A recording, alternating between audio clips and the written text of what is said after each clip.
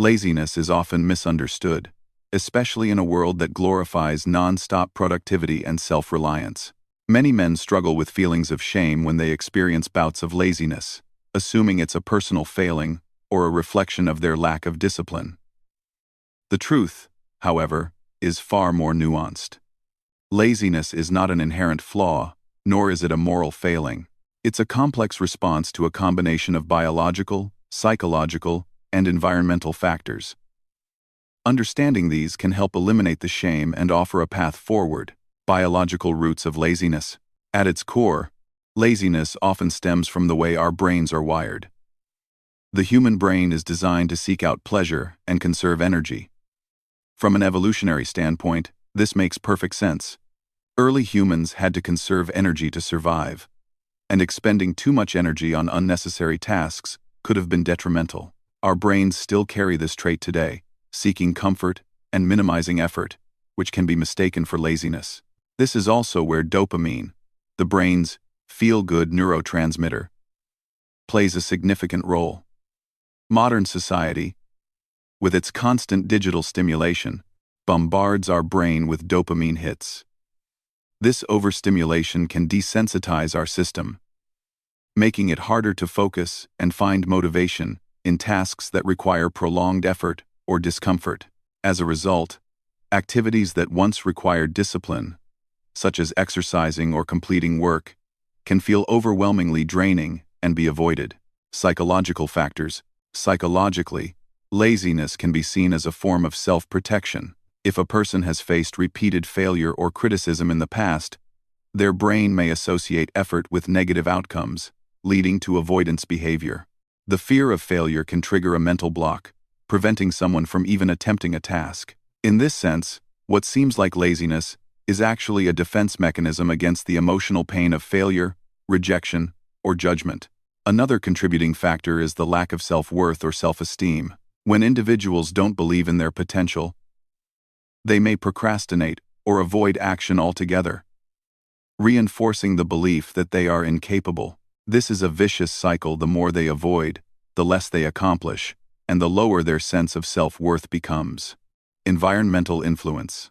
The environment we live in also plays a major role in fostering laziness. In today's world, distractions are everywhere. Digital devices, social media, and entertainment are constantly competing for our attention.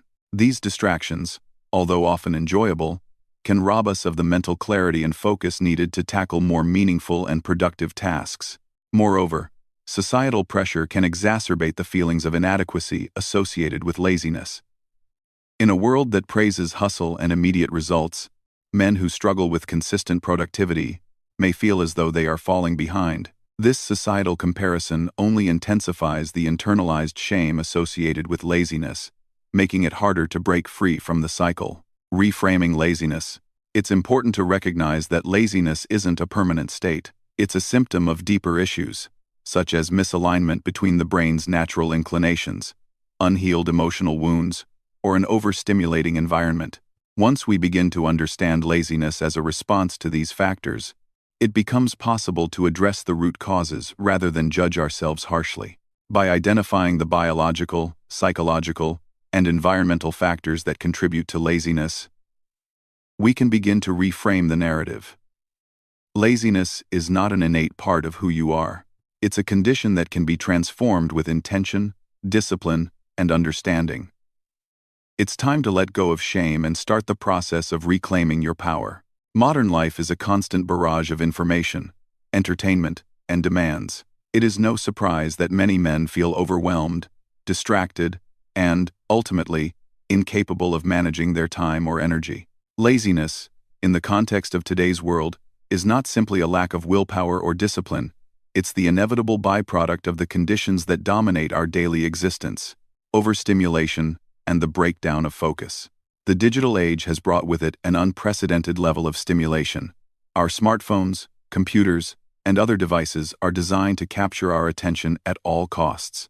Notifications, social media, emails, and news feeds create a constant stream of information that demands immediate action. This overstimulation is draining. Instead of focusing on deep, meaningful work, We find ourselves scrolling, clicking, and reacting to whatever grabs our attention in the moment. This hyper-connected environment is exhausting.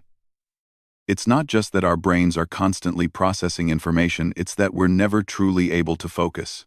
Studies show that switching from task to task leads to cognitive fatigue, making it harder to engage in sustained, focused efforts.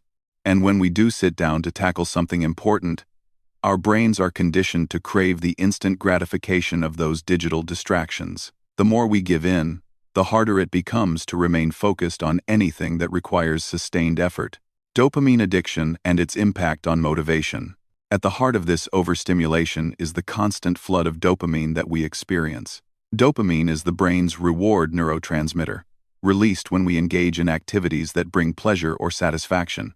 However, in today's world, the dopamine hits are often fleeting and shallow. Social media, likes, new notifications, or binge-watching a series on Netflix, these are all dopamine-inducing activities. The problem is that these hits are quick and superficial, leaving us craving more, but ultimately feeling emptier. When we indulge in this constant cycle of dopamine-seeking behaviors, our brains become less sensitive to it. This is known as dopamine desensitization, and it leads to a situation where simple, everyday tasks no longer feel rewarding. The motivation required to accomplish anything meaningful decreases, and we begin to feel lethargic, uninspired, and unmotivated to tackle the more challenging, yet important, activities in our lives. Digital collapse and the erosion of discipline. The collapse of the traditional workday and the increasing reliance on digital technology have contributed to an erosion of discipline. Tasks that once required a clear structure, whether it's commuting to work or following a daily routine, have been replaced by flexible schedules, remote work, and constant digital communication. While this may seem convenient, it leads to a loss of the rituals that previously anchored our days. Without clear boundaries and structure, time loses its meaning. The lines between work, rest, and recreation blur, leaving us unsure of when to focus and when to rest. The constant access to entertainment and distraction chips away at our ability to engage in productive activities that demand discipline and effort. This leads to a cycle where laziness is less about a lack of willpower and more about an inability to maintain the mental fortitude required to resist the tempting allure of digital distractions. The struggle to reclaim focus. This overwhelming onslaught of digital noise and constant distractions is exhausting. It's no wonder that so many men feel trapped in a cycle of inertia, unable to summon the motivation to act. The demands of modern life can feel insurmountable, leading to feelings of inadequacy, confusion, and ultimately, laziness. It's easy to feel like you are failing, but the problem isn't with you, it's with the environment we've created. The key to breaking free from this cycle lies in understanding the modern conditions that breed laziness. Overstimulation, dopamine addiction, and digital collapse are not just modern conveniences or annoyances. They are systemic issues that impact the way we think, feel, and behave. Recognizing this is the first step toward reclaiming your focus, your motivation, and your discipline. It's about understanding that the distractions you face are not a reflection of your character, but rather the result of an environment that conditions you to behave in certain ways. In ancient Japan, laziness was not merely seen as an inconvenience or a momentary lapse in effort. It was viewed as a profound moral and spiritual failure, something that threatened not only personal well-being but the very fabric of one's honor and dignity.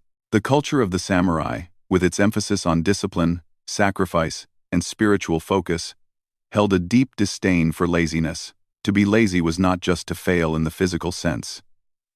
It was to fail in the very essence of one's character and spiritual purpose. Laziness as spiritual decay.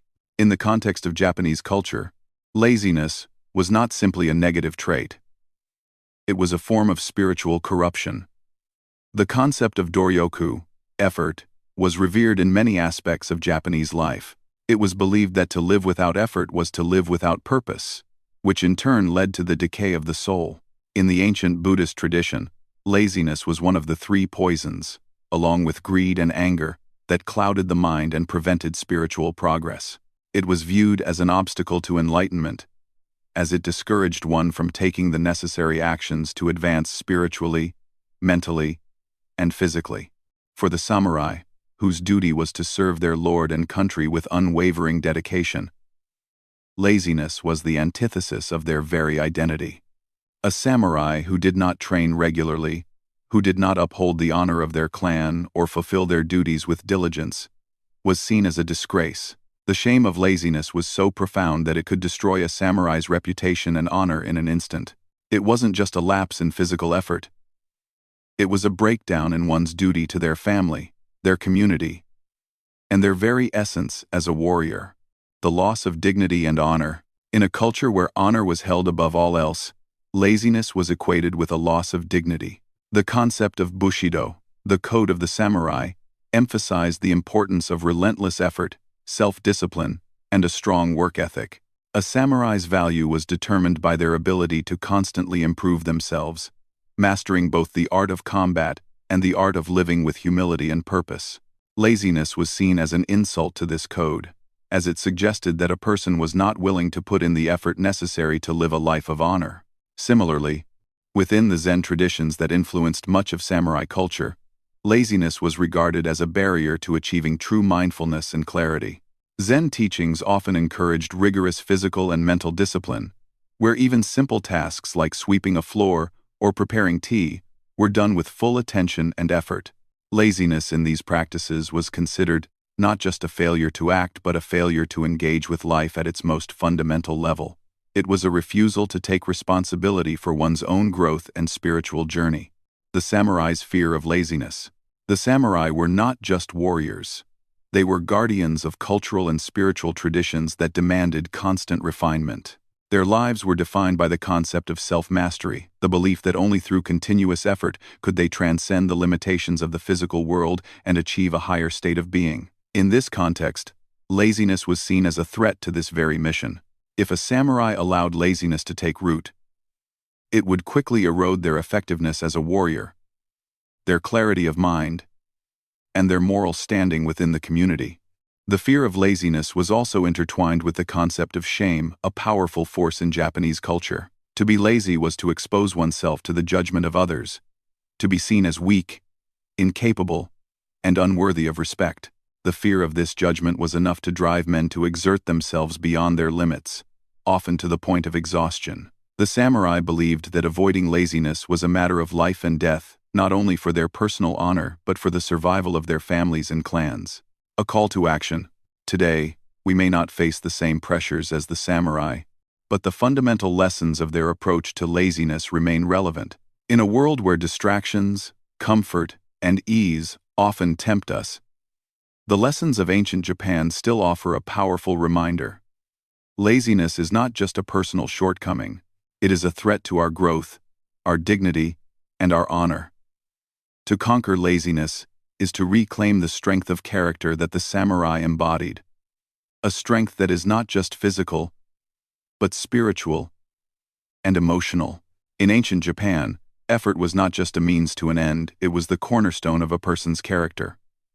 In a culture deeply rooted in honor, dignity, and discipline, effort was considered sacred.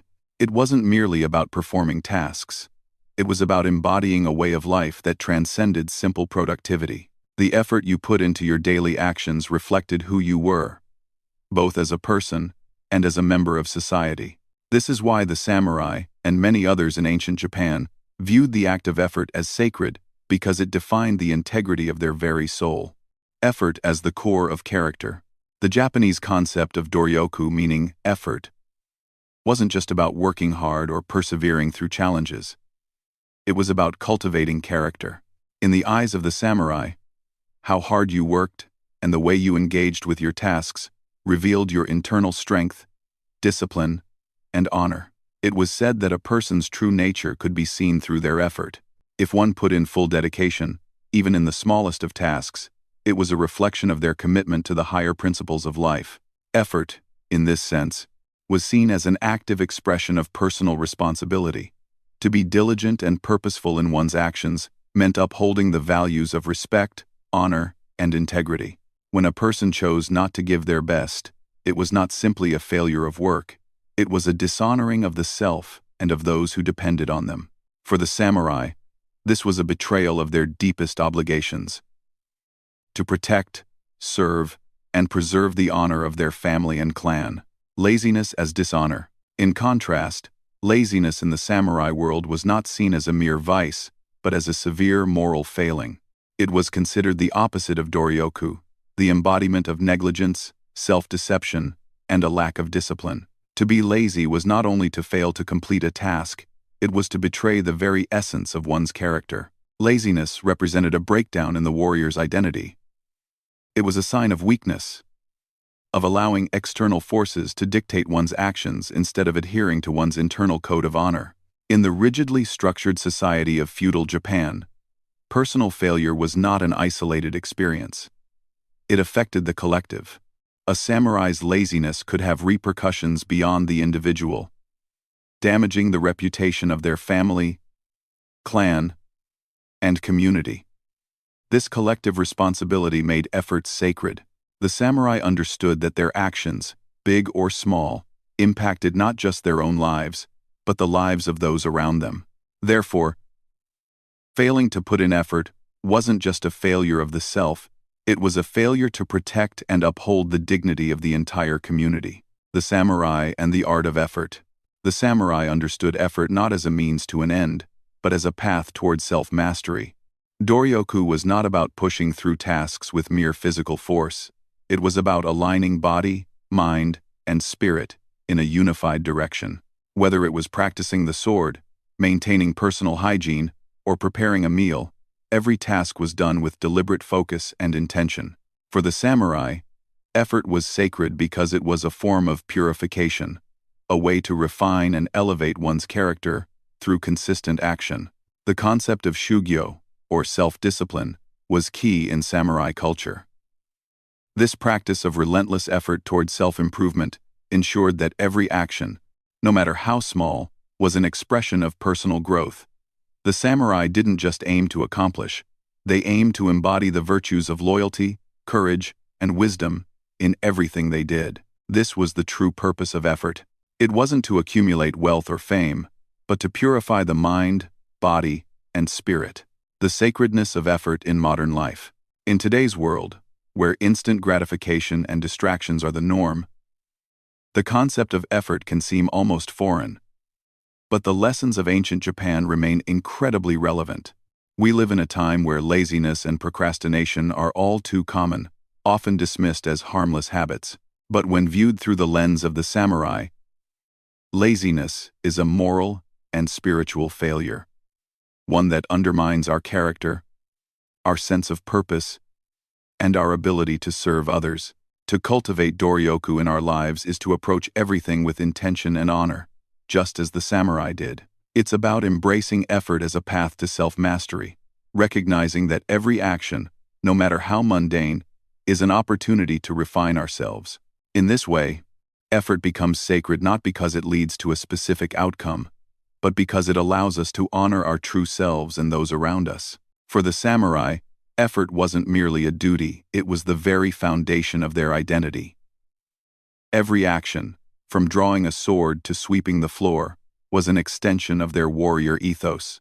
The samurai were not simply trained to fight in battle. They were trained to approach every aspect of life with the same intensity and dedication they brought to combat. The idea of effort in the samurai tradition is inseparable from their identity as warriors, deeply ingrained in their lives as a continuous practice, not a temporary commitment. Daily training as a way of life. The samurai were known for their relentless discipline, a quality that defined their entire existence. The sword was not the only weapon they honed. Every day, samurai engaged in rigorous training, whether in martial arts, calligraphy, poetry, or Zen meditation. Training was not simply about improving physical skill. It was about refining the self. The samurai knew that every moment of their lives was an opportunity to cultivate their character and fortify their spirit. This daily practice was not contingent on motivation or emotions, but on duty. They trained because it was their responsibility to uphold the highest standards, not just for themselves, but for their families, their clans, and their country.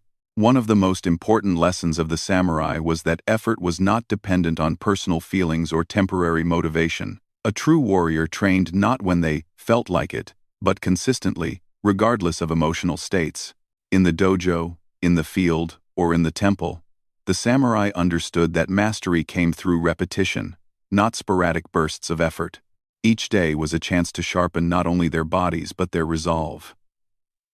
This routine discipline, regardless of mood or circumstance, reinforced the samurai's unyielding commitment to their role in life. Effort as part of the samurai's honor. For the samurai, the act of training was inherently tied to the concept of Bushido, the way of the warrior. Bushido was more than just a set of rules for combat. It was a philosophy for living. It emphasized virtues like loyalty, courage, and above all, honor. Honor was not something to be earned in a single victorious moment. It was built through consistent, sustained effort. A warrior who neglected his training, who took shortcuts or abandoned discipline, was not just lacking in skill. He was dishonoring his own name and his ancestors. This devotion to effort in every action, no matter how small, ensured that the samurai maintained their dignity and honor, even in the most mundane moments. The samurai knew that true greatness lay not in achieving success once, but in the constant pursuit of self-improvement. In battle, this relentless training could mean the difference between life and death, but it was equally important in all other areas of life. The act of putting in full effort, whether in swordsmanship or tea ceremonies, was a reflection of their commitment to the Bushido code and a symbol of their warrior identity. Effort as a path to mastery. The samurai understood that mastery was not something achieved overnight. It was the result of countless hours of effort, failure, and practice. This mindset extended far beyond the battlefield. The samurai's training regimen was designed to make every moment an opportunity for growth, constantly refining their technique and mentality. Their lives were structured around the pursuit of perfection. And this perfection was cultivated not through avoidance or laziness, but through a persistent, daily commitment to improvement. The samurai's relationship with effort teaches us that true mastery in any field comes from consistent, dedicated action. In a world full of distractions and quick fixes, the samurai understood that greatness was earned, not given. Whether in moments of peace or war, the warrior's path was shaped by unwavering effort. Applying the samurai's discipline today, the lessons of the samurai are just as relevant in the modern world. In a society where convenience and comfort often overshadow the value of effort, the samurai remind us that true progress comes not from fleeting moments of inspiration, but from a commitment to daily discipline. The samurai trained without the expectation of immediate rewards, knowing that the journey itself through consistent effort was what shaped their character and identity. Today, this same principle can be applied to any area of life, whether it's personal development, career, or fitness. Effort, applied daily and without hesitation, is the key to unlocking your potential and becoming the warrior of your own life. In contrast to the samurai's outward physical discipline, the Zen Buddhist monks of ancient Japan embodied a different but equally profound approach to effort. One that focused on the inner world, where the samurai's effort was marked by action, strength, and rigorous routine. The monk's discipline was centered around mental stillness, presence, and spiritual clarity. For the monk, effort was not about forcing the mind or body into action. It was about maintaining discipline through focus, awareness, and the cultivation of inner peace. Effort as presence, not aggression. The Zen monks understood that true effort wasn't a struggle against external forces, but an engagement with the present moment. Their daily practices, such as meditation, chanting, or the simple art of tea preparation, were not just rituals, they were opportunities to cultivate mindfulness. The effort was to be fully present with each action, regardless of its simplicity or complexity. For the monk, every movement, every breath, every word spoken or written was a manifestation of doryoku effort infused with mindfulness. This kind of effort does not require aggression or force. It is the effort to remain calm, balanced, and grounded in the midst of life's distractions. It is an effort that demands patience and understanding, where the goal is not to overpower the mind, but to harmonize with it. Zen teachings stress that the more a person strives through mental force, the more they move away from true discipline. Aggressive effort often leads to frustration or burnout, while effort grounded in presence brings clarity and peace. In daily life, the monk's discipline manifests in small but profound ways.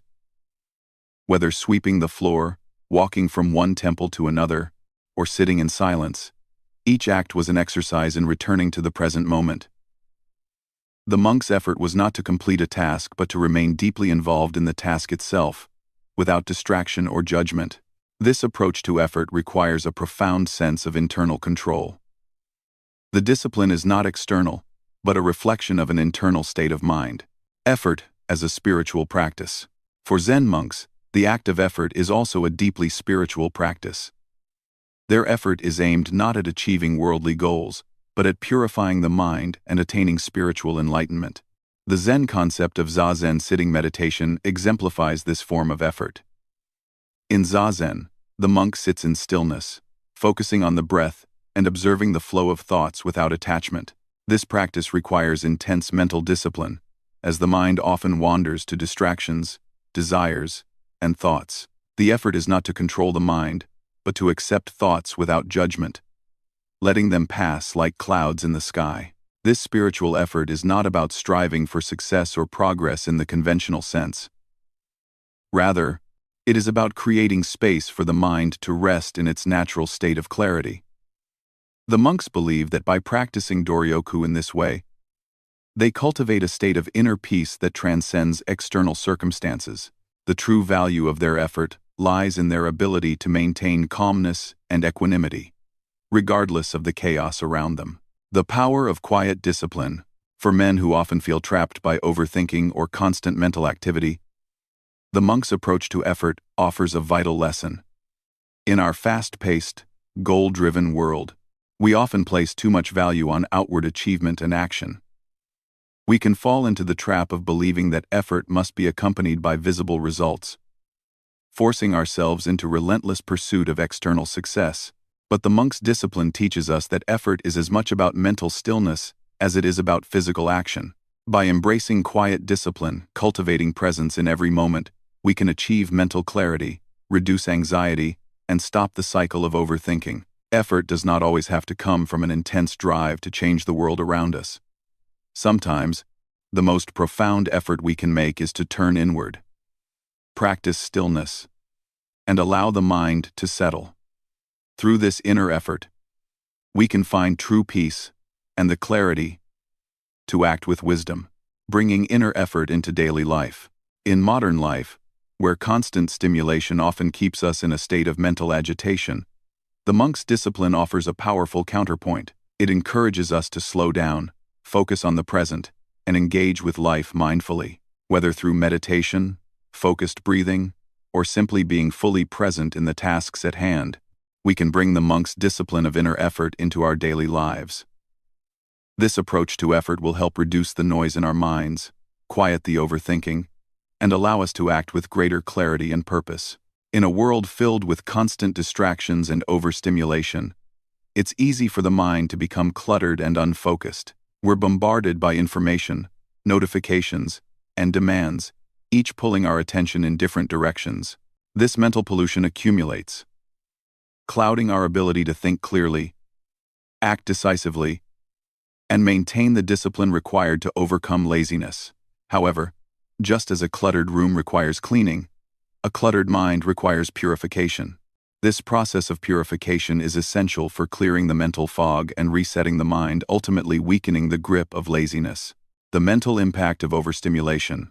The modern world thrives on stimulation, whether it's scrolling through social media, checking our phones, or consuming endless streams of media. Each of these activities provides a small burst of dopamine, the brain's reward chemical, which reinforces the habit of seeking constant gratification. Over time, the constant bombardment of information and distractions begins to diminish our ability to focus on more meaningful or challenging tasks. We become addicted to these quick hits of stimulation, making it increasingly difficult to engage in sustained, effortful work. The result? Laziness isn't just the absence of action, it's a consequence of mental overload. When the mind is cluttered with distractions and unable to focus, it becomes exhausted, making the simplest tasks feel overwhelming. This cycle of overstimulation leads to procrastination and avoidance, where even necessary work becomes difficult to start, let alone complete. Purification as a mental reset. Purification is the antidote to this mental clutter. In ancient Japanese traditions, purification rituals were used to clear both the body and the mind. One of the most famous purification practices is misogi, an ancient ritual where individuals cleanse themselves in cold water, a practice believed to wash away impurities and renew the spirit. But purification is not just a physical act, it is a mental one. In Zen and other spiritual traditions, the process of purifying the mind involves removing distractions and focusing on the present moment, allowing the mind to reset and regain clarity. When we purify the mind, we strip away the internal pollution that causes overwhelm and indecision. This involves eliminating unnecessary thoughts, worries, and the distractions that occupy our mental space.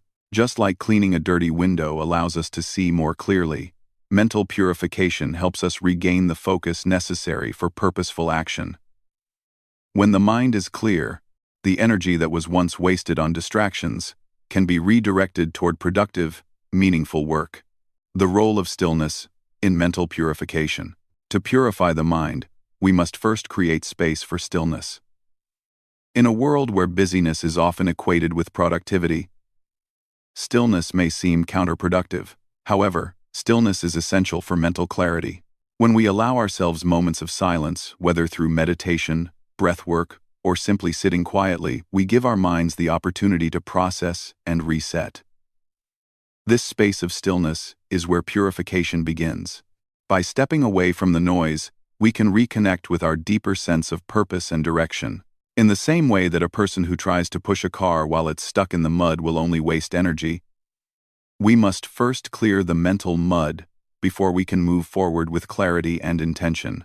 Purification, through stillness and focus, clears the obstacles in our mind that prevent us from acting with discipline. Only when the mind is purified can we regain control over our impulses and direct our energy toward purposeful action. How purification weakens laziness. Laziness thrives in the presence of a cluttered mind. When the mind is filled with distractions, anxiety, and overwhelm, the desire to avoid work grows stronger. Purification directly weakens laziness by clearing the mental space and creating the conditions for action. When we begin the process of purification, we break the cycle of procrastination. The initial resistance to starting something becomes less overwhelming, and the energy that was once wasted on avoidance is now available to engage in productive work. Moreover, purification fosters a sense of clarity and calm that reduces the mental friction that often causes hesitation. With a clear mind, we are more capable of focusing on the tasks that matter, and more likely to take action rather than giving in to the inertia of laziness. By resetting the mind, we not only remove the internal pollution that leads to procrastination, but we also reintroduce the mental discipline necessary to make progress in all areas of life. In the pursuit of mental and physical purity, few rituals are as powerful and transformative as misogi, an ancient Japanese cleansing ritual that has been practiced for centuries. Misogi is not simply a practice of washing the body. It is a holistic purification process, integrating the body, mind, and spirit through cold water immersion, breath control, and intense focus. For men craving a transformative ritual that pushes the boundaries of both discipline and endurance, misogi offers an opportunity to reset not just the body, but the very core of one's being. Water purification, the power of cold water. At the heart of misogi is water, specifically, the practice of immersing oneself in cold, often freezing, water. In Japanese culture, water symbolizes purity and renewal. The ritual itself involves standing under waterfalls, bathing in rivers, or submerging in icy waters, all while remaining deeply present and focused. The cold water is believed to wash away not only physical impurities but mental and spiritual toxins as well. The shock of cold water is a method designed to awaken the senses and sharpen the mind. As the body plunges into cold water, it is forced to confront discomfort, pushing past the initial shock to find calm and stillness. This is a direct confrontation with resistance, forcing the practitioner to overcome the natural urge to retreat from discomfort.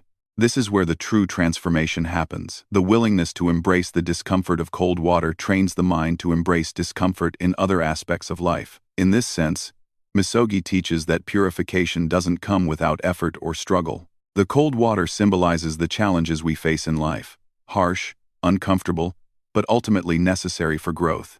Breath control, mastery of the mind. Breath control is another essential component of Misogi.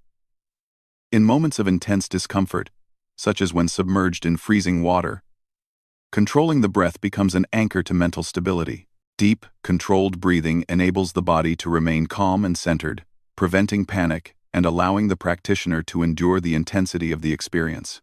This focus on breath reinforces the idea that purity comes from within. The ability to remain calm in the face of external chaos is a critical aspect of self-mastery.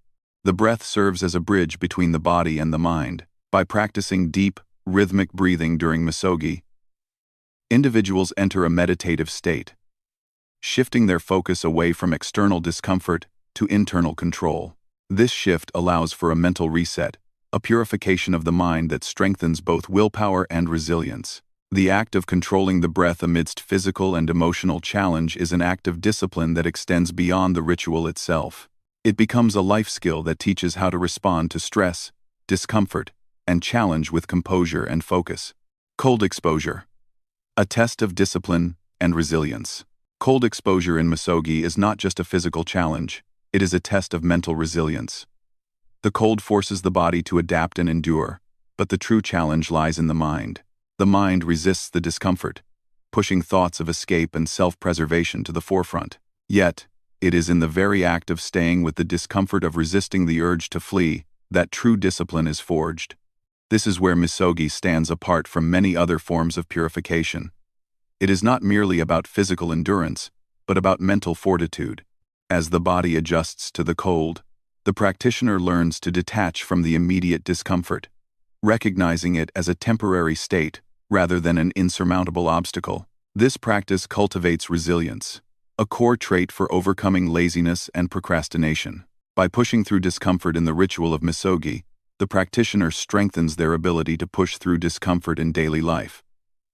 Whether that discomfort manifests as the fear of failure, self-doubt, or the resistance to start difficult tasks, the spiritual significance of Misogi. At its core, Misogi is about renewal, a spiritual cleansing that washes away the impurities of the mind and soul. The ritual is a powerful metaphor for personal transformation. Just as the body is cleansed by the water, the spirit is purified through the focused effort of breath control and mental discipline. By enduring the cold and staying grounded in breath, the practitioner emerges with a renewed sense of clarity and strength. The ritual of Misogi is an invitation to let go of the baggage of the past and embrace a new, purified version of oneself. Incorporating Misogi into one's life does not require a waterfall or freezing river. It's a mindset. It's about embracing discomfort, practicing mental discipline, and committing to a process of self-purification. This ancient Japanese ritual serves as a powerful reminder that to overcome laziness and unlock true potential, we must first purify our minds and bodies, confronting resistance with the resilience to push through and emerge stronger. The cold water hits him like a shockwave, a brutal reminder of the discomfort he's been avoiding for so long. His body stiffens, the shock of the cold seizing him in a fleeting moment of panic. But something within him stirs. This isn't just a physical challenge. It's the beginning of something much deeper. It's the moment he's been waiting for. The point where the noise of his mind quiets and his soul begins to stir awake. His breath comes in jagged, panicked gasps, but he knows he must master it. He's heard the teachings: control the breath, control the mind. As he inhales, he forces himself to focus, drawing the air in deeply through his nose, feeling the chill as it fills his lungs. Exhaling, he pushes the breath out slowly, forcing his body to relax. With each breath, he brings himself back to the present moment, pulling his consciousness away from the initial shock, from the immediate urge to retreat. The water seems colder now, more intense. It pushes against him, pulling him deeper into the ritual, into the purification. His thoughts swirl doubts, excuses, a lifetime of procrastination and avoidance. Every excuse he's ever made for himself rises to the surface, like debris being swept along by the current. I can't do this, he thinks. It's too cold. It's too much. I'm not ready. But there's no turning back. This moment, this cold, this challenge, it is exactly what he needs. As the minutes tick by, something shifts. He realizes that his mind is still churning, but the resistance is fading. The cold is no longer his enemy, it is his teacher. He begins to see the mental clutter he's been carrying. The weight of self-doubt, procrastination, and fear. The water is washing it all away, slowly, with each moment of discomfort he faces. For the first time in what feels like forever, he's not thinking about the past or the future. He's only thinking about the next breath. The next moment, he stands there, in the center of the waterfall, the chill of the water coursing over him, and in this silence, in this raw vulnerability, he feels an awakening. It is not an explosion or a sudden realization, but a quiet awareness. He is here, in this moment, and for the first time, he is fully alive to it. There is no running, no hiding, no more excuses. His body aches. His mind wants to retreat, but his spirit begins to rise. The cold no longer feels like an adversary, it feels like a challenge he is meant to conquer. The weight of all his previous laziness, all his procrastination, begins to feel small, insignificant. He is bigger than this moment. He is bigger than the fears that have held him back. Finally, after what seems like an eternity, he steps out of the water. His skin tingles with the aftershock of the cold, but inside, something has shifted. There's a lightness in his chest, a sense of clarity he's never felt before. He knows he's not the same man who walked into that water. He has crossed a threshold, and in this purification, he has begun the process of shedding his old self, his old habits, his old limitations. As he stands, dripping wet, feeling the rush of adrenaline and clarity coursing through his veins, he realizes that this isn't the end, it's only the beginning. The ritual has begun to change him, and as the cold continues to recede from his body, the heat of purpose and determination fills him in its place. This is the first step towards something far greater than he ever imagined. In ancient Japan, the samurai didn't simply wake up and react to the day as it came. Their mornings were carefully structured, and this deliberate start was considered an essential foundation for a life of discipline, honor, and purpose. They understood that how you begin your day sets the tone for everything that follows. For the samurai, the morning wasn't just a time to wake up, it was a sacred ritual, an opportunity to align mind, body, and spirit before facing the challenges of the day. The power of a structured morning. The samurai's mornings were not governed by chaotic urgency, but by careful intention. When the sun rose, it wasn't a call for immediate action, but a signal for focus. They awoke early sometimes before dawn to begin their physical and mental preparations. The first moments of the day were seen as the most crucial, as they shaped how the rest of the day would unfold. For the samurai, the morning ritual was a moment of self-discipline, not a chore. By starting their day with honor, they honored themselves and their commitments. The samurai's morning typically began with a series of physical exercises, stretching, or calisthenics to prepare the body for the physical demands ahead. This was not simply about building strength but about cultivating awareness of one's body. These exercises, simple as they might seem, were about grounding oneself and preparing to face adversity with clarity and strength. It was a moment of physical alignment that was essential to the samurai mindset, setting the body up for the mental focus needed throughout the day. The role of meditation and mental preparation. But physical preparation was only part of the morning ritual. Equally important was mental clarity. After their physical exercises, many samurai would engage in a form of meditation or quiet reflection, whether through seated meditation, zazen, or simply sitting in stillness. They focused on clearing their minds and centering their thoughts. The goal was not only to calm the mind but to prepare mentally for the challenges and potential dangers of the day ahead. In this quiet space, the samurai would often focus on Bushido, the way of the warrior, reminding themselves of their core values: loyalty, courage, and honor. This daily ritual was a practice of mental discipline, helping them approach the day with composure and resolve. The purpose was to cultivate a mindset of calm focus, so that when conflict arose, whether on the battlefield or in their personal lives, they could respond not out of reactionary emotion, but with a steady, unwavering mind. The importance of a morning ritual for the modern man. The samurai understood that life could be unpredictable and full of challenges. But by structuring their mornings, they built a sense of control over how they started each day. This discipline was their shield against the chaos that could unfold throughout the day. In the modern world, we face similar distractions and pressures. Many men wake up to a barrage of notifications, emails, and urgent demands, immediately throwing them into a reactive mode. But the samurai understood that a chaotic start only breeds more chaos. A structured morning, with intention and focus, allows us to take control of our mindset, regardless of external circumstances. For men who struggle with broken mornings, those where the rush to begin the day leaves them feeling stressed, disorganized, or overwhelmed, learning from the samurai's approach can be a game changer. By implementing a morning ritual rooted in structure, you can reclaim the power to start your day with focus and purpose. This doesn't require hours of preparation. Simple actions like waking up earlier, engaging in a few minutes of stretching or meditation, and setting your intentions for the day can radically shift your mindset and productivity. Structure equals power. The samurai didn't leave their day to chance. They understood that by controlling the start of their day, they set the stage for their actions, their thoughts, and ultimately, their success.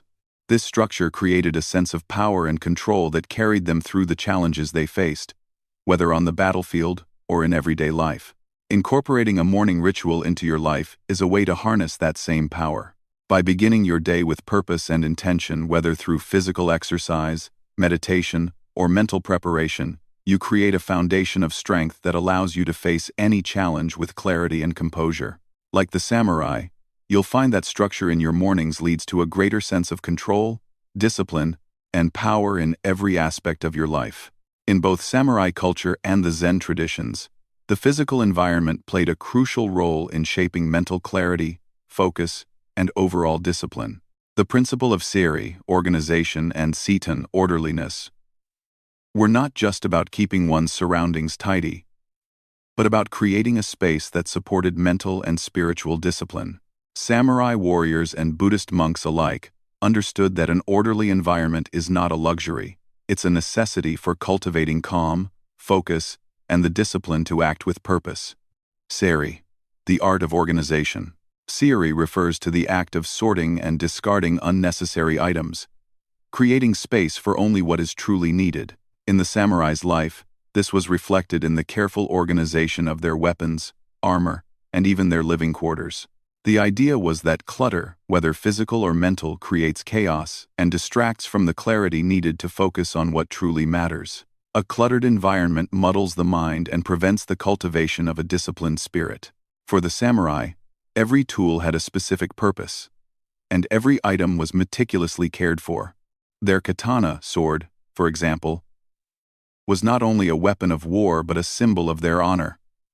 They would spend time each morning cleaning and polishing their sword, ensuring it was in perfect condition. This practice wasn't just about maintaining the weapon, it was about maintaining their sense of order and discipline. By organizing their surroundings and caring for their belongings, they cultivated a mindset of respect, focus, and intentionality. In modern life, it's easy to get caught up in the clutter, both physical and mental, that surrounds us. But adopting the principle of seiri means taking time to declutter, to eliminate distractions, and to keep only the things that serve a purpose. A clean and organized space fosters a clear and focused mind, setting the stage for disciplined action. Seitan, the practice of orderliness. While seiri is about getting rid of the unnecessary, seitan is about arranging the necessary in a way that promotes ease and efficiency. The Zen monks, much like the samurai, understood that every object should be placed in a way that makes it easy to access and use.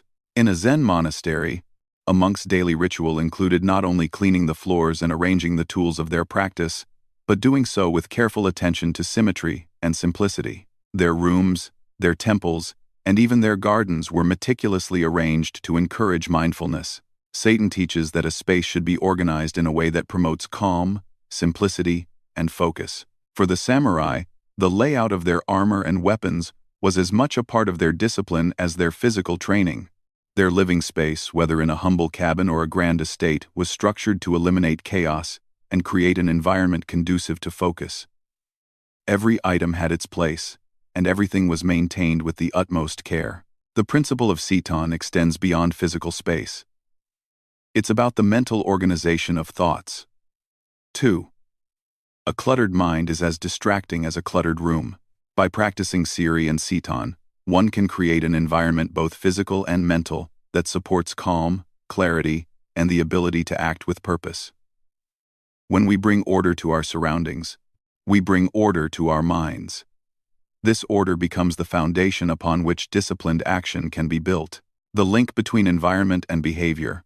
The samurai and Zen monks understood a critical truth. Our surroundings shape our behavior. A cluttered, chaotic environment encourages distraction, procrastination, and disorganization. In contrast, a clean and organized space encourages clarity, focus, and productivity. Whether it's the organization of a sword, the arrangement of furniture in a Zen temple, or the simplicity of the monk's robe, every element in the environment plays a role in fostering a disciplined mindset. In today's world, where many men live, surrounded by clutter, whether it's physical mess, digital distractions, or mental overload, the practice of Siri and Seton offers a powerful way to regain control. By creating an environment that reflects calm, order, and simplicity, you set the stage for greater discipline in all aspects of life. When your surroundings support your goals, they become a silent partner in your journey toward self-mastery. The discipline of a clean space. Incorporating the principles of Siri and Seton into your daily life doesn't require drastic changes. It starts with small actions. Begin by organizing your workspace, clearing away distractions, and setting boundaries for your physical and mental space.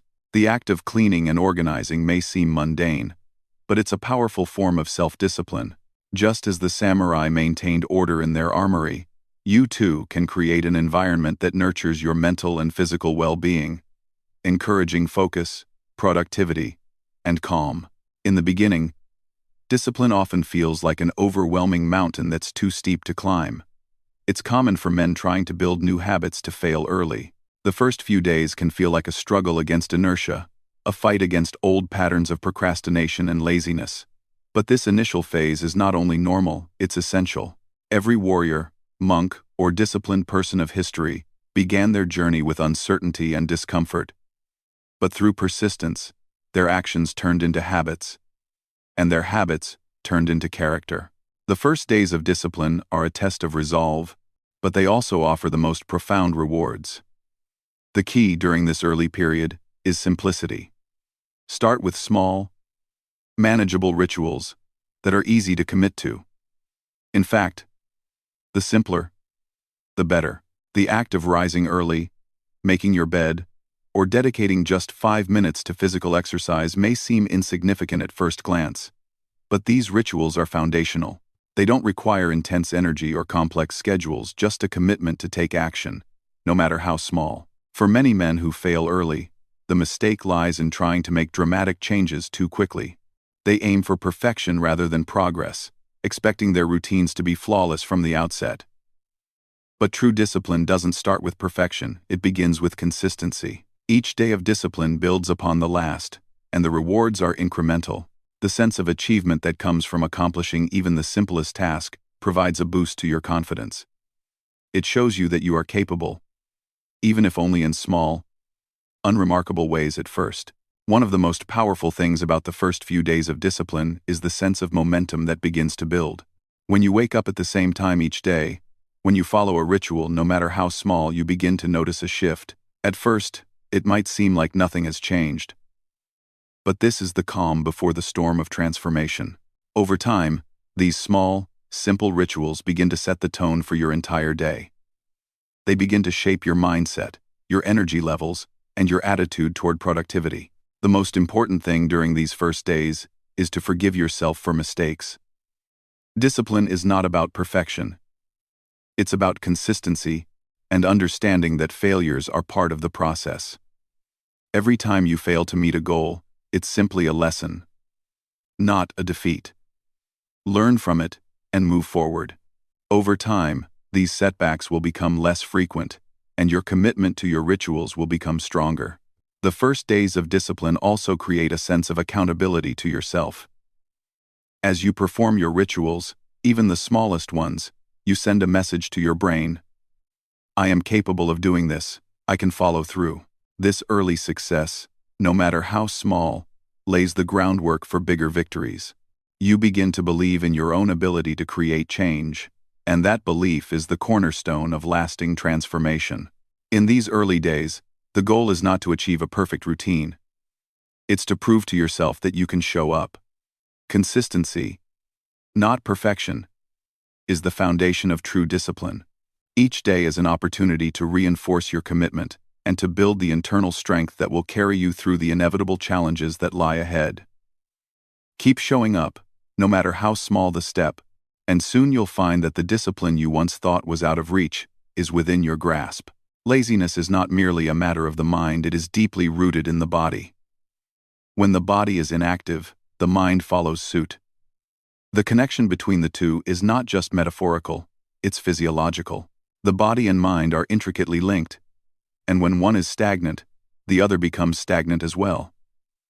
To break the cycle of laziness, we must first address the body. It is through physical movement that we can awaken both the body and the mind.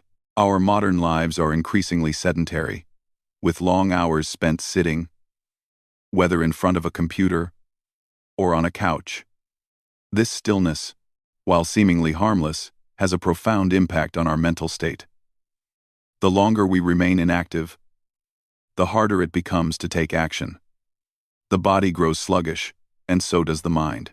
This cycle of inactivity feeds into itself, creating a barrier between us and the productivity, focus, and discipline we desire. However, when we activate the body through movement, we send powerful signals to the brain. Physical exercise, even in small doses, increases the flow of oxygen to the brain, releases endorphins, and activates the nervous system. These biological processes jumpstart the mind. The physical act of moving your body triggers a mental shift. Suddenly, the lethargy and resistance that once held you back begin to dissipate. As your muscles stretch, your energy rises. As your heart rate increases, your mind sharpens. Movement is not just about breaking the physical inertia. It's about reprogramming the brain.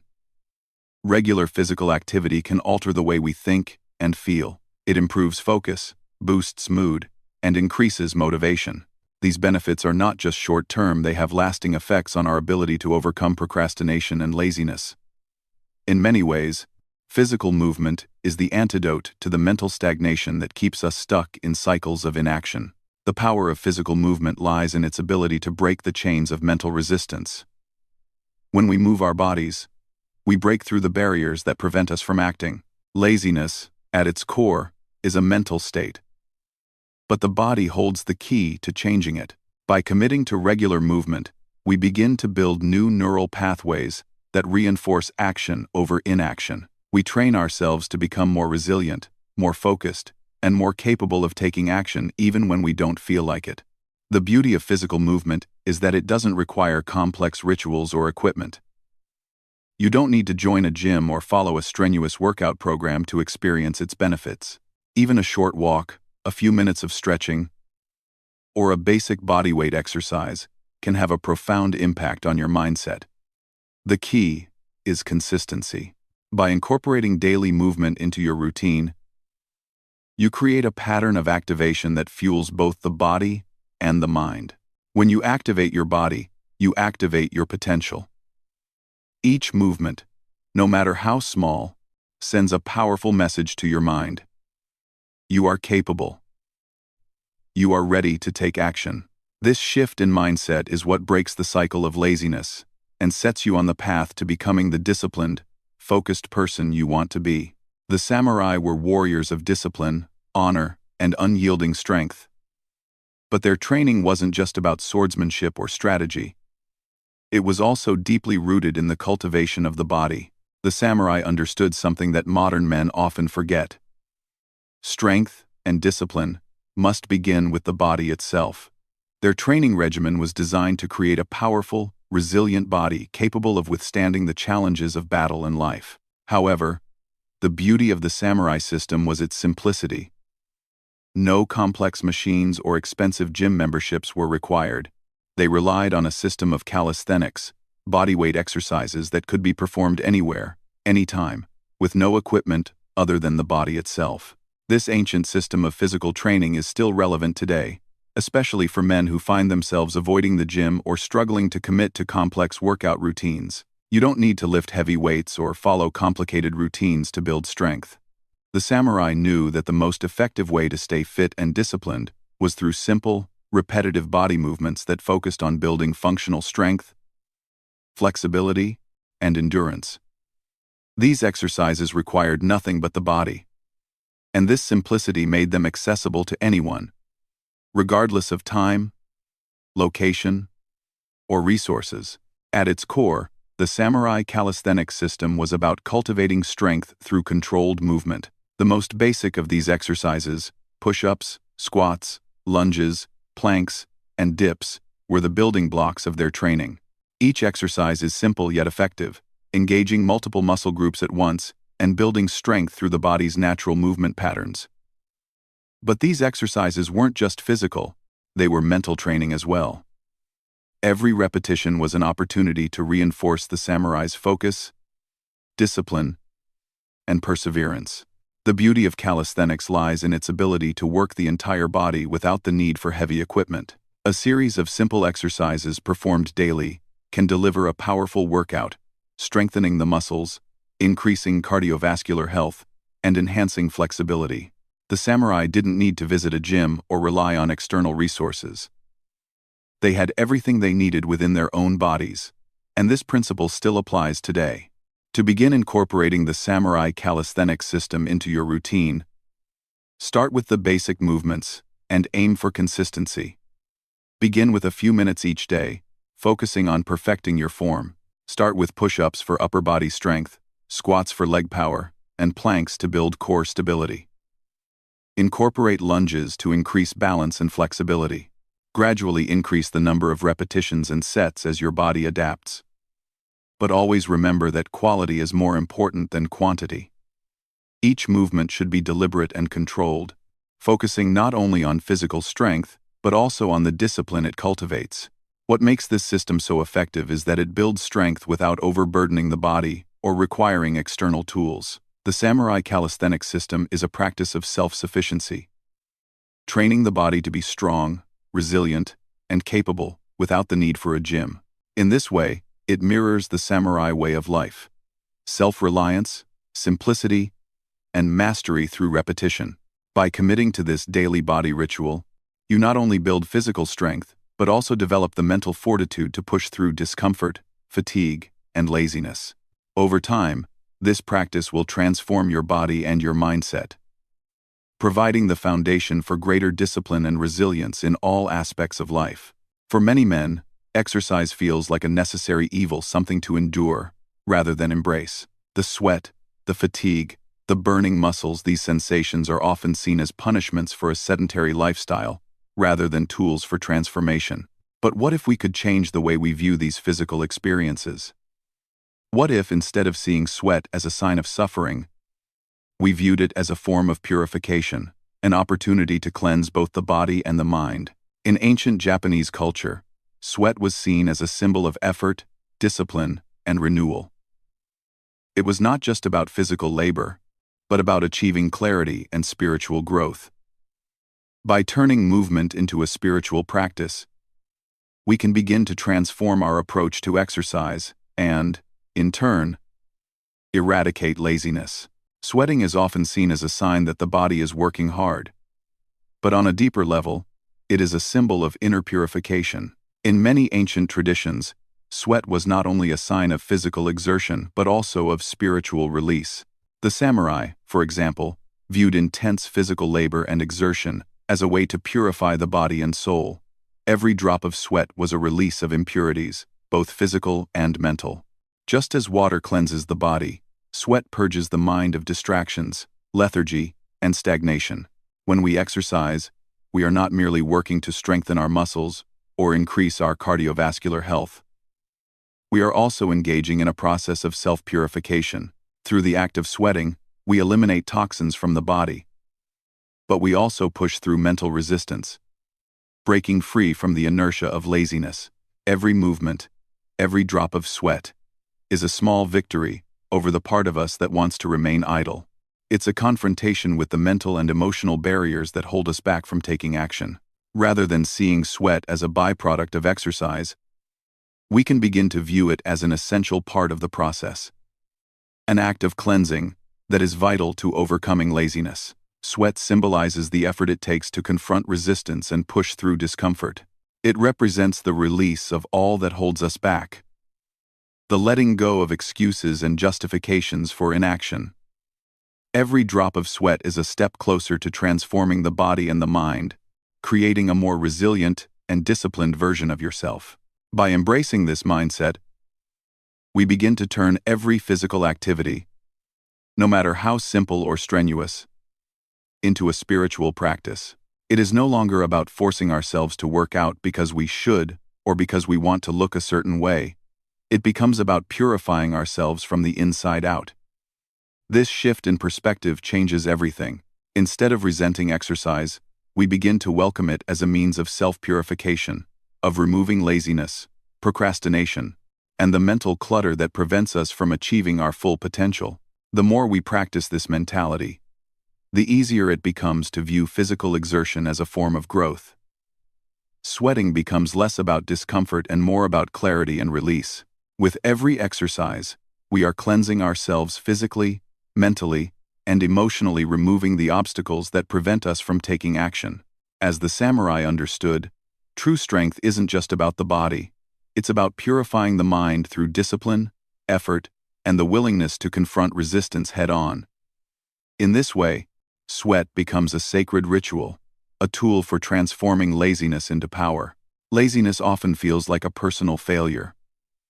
When we struggle to take action, we blame ourselves for lacking motivation, discipline, or willpower.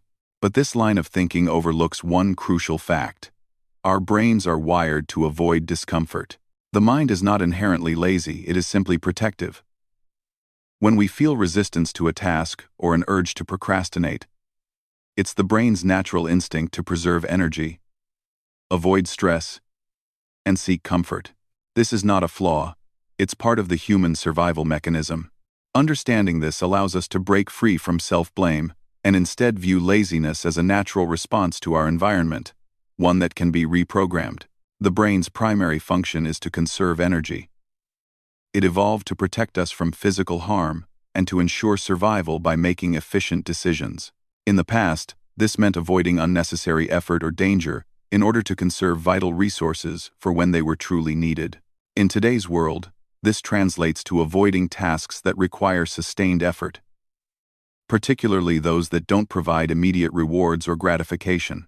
The brain tends to favor comfort and ease because it associates these feelings with safety. And in a world where distractions, entertainment, and instant rewards are constantly available, the brain is conditioned to gravitate toward activities that provide quick and effortless pleasure, whether it's scrolling through social media or sitting down to watch TV. This comfort-seeking behavior is why laziness often feels like an impulse that we can't control. It's not a matter of willpower, it's a survival instinct. The mind resists effort because it perceives it as unnecessary stress. The harder the task feels, the more the brain will try to convince you that avoiding it is the safest choice. This is where resistance comes in. Resistance to starting, resistance to maintaining effort, and resistance to pushing through discomfort.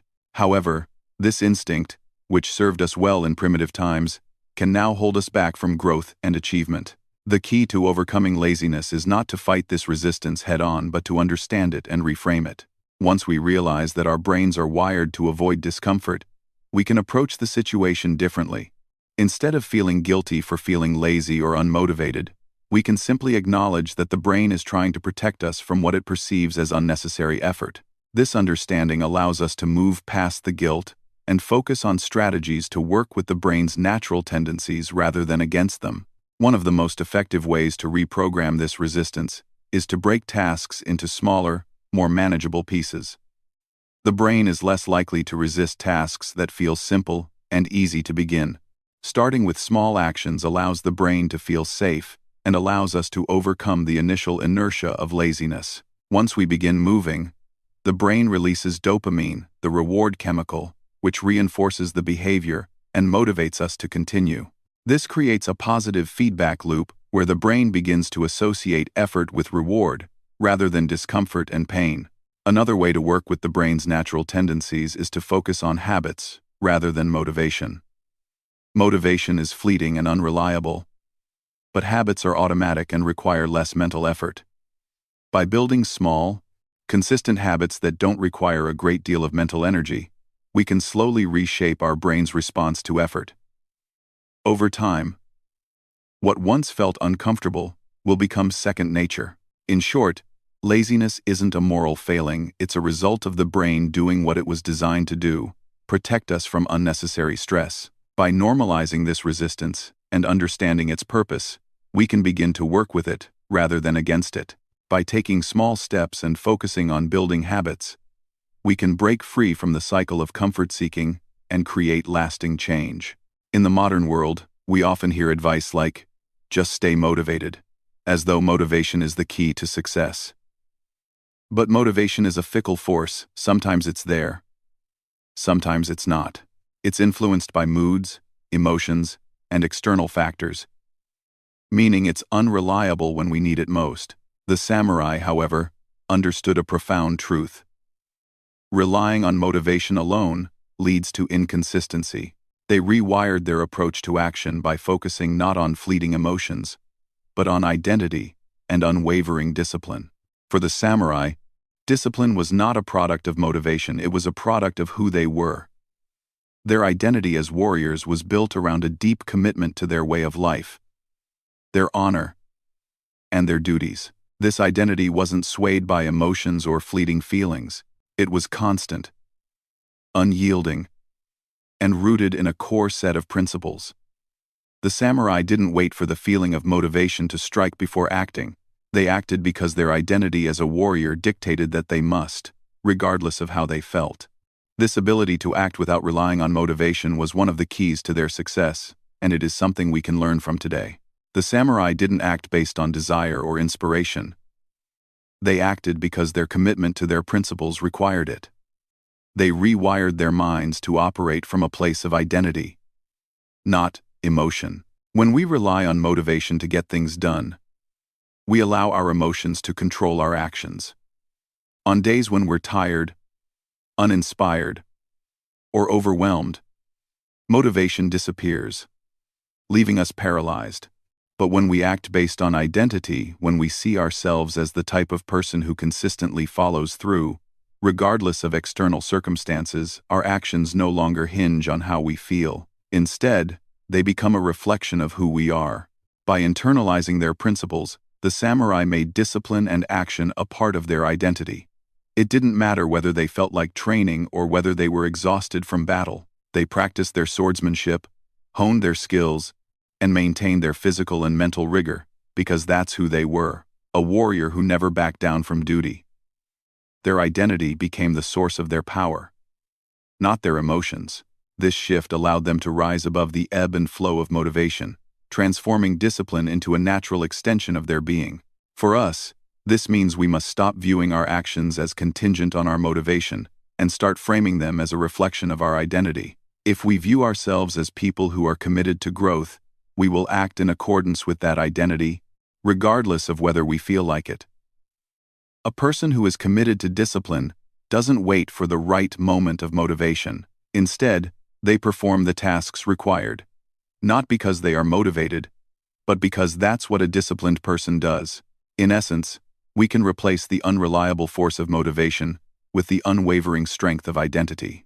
The samurai were masters at this because they understood that freedom comes not from chasing fleeting emotional highs, but from mastering themselves through consistent action. By acting without waiting for motivation, they freed themselves from the tyranny of mood and feeling. True freedom, they realized, comes from acting regardless of how we feel. freedom from procrastination, from doubt, and from the limiting beliefs that say we can't act unless we're inspired. To rewire your own desire for discipline, start by shifting your focus from motivation to identity. Instead of asking, "How can I get motivated to do this?" ask, "What would a disciplined person do?" The answer, more often than not, is to simply do the work, regardless of your emotional state. This shift in thinking is the foundation of true freedom, the freedom to take action and make progress, no matter what external circumstances arise. At some point in every transformation, there comes a moment of choice, a decision to break free from the patterns that have held us captive for so long. For many men, this moment is nothing short of a battle. The pull of old habits, the comfort of procrastination, the lure of laziness, they all fight for attention, whispering excuses in the mind. But the true test of change is not in the absence of resistance, but in how we respond to it. Our character has been in this moment before, countless times, standing at the crossroads of action and inaction. He has felt the resistance, the weight of the familiar pattern, pulling him back into the shadows of laziness. But this time, something is different.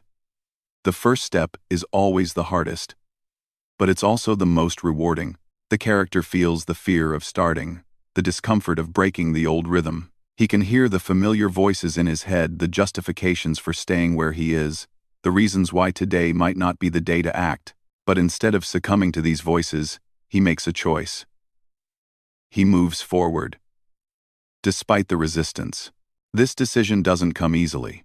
It's not a grand gesture or a sudden surge of willpower. It's a quiet, almost imperceptible shift. The character simply begins. Perhaps he rises from bed earlier than usual, or he picks up a book to read for 5 minutes, or he starts a simple workout.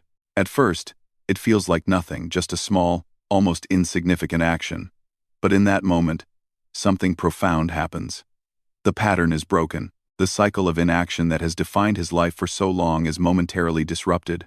The resistance has been faced, and for the first time, the character moves through it. The beauty of this moment is that it's not about perfection. The character may not complete the entire task, or he may stumble along the way, but it doesn't matter. The victory lies in the act of taking the first step, of breaking through the mental barrier that has kept him trapped.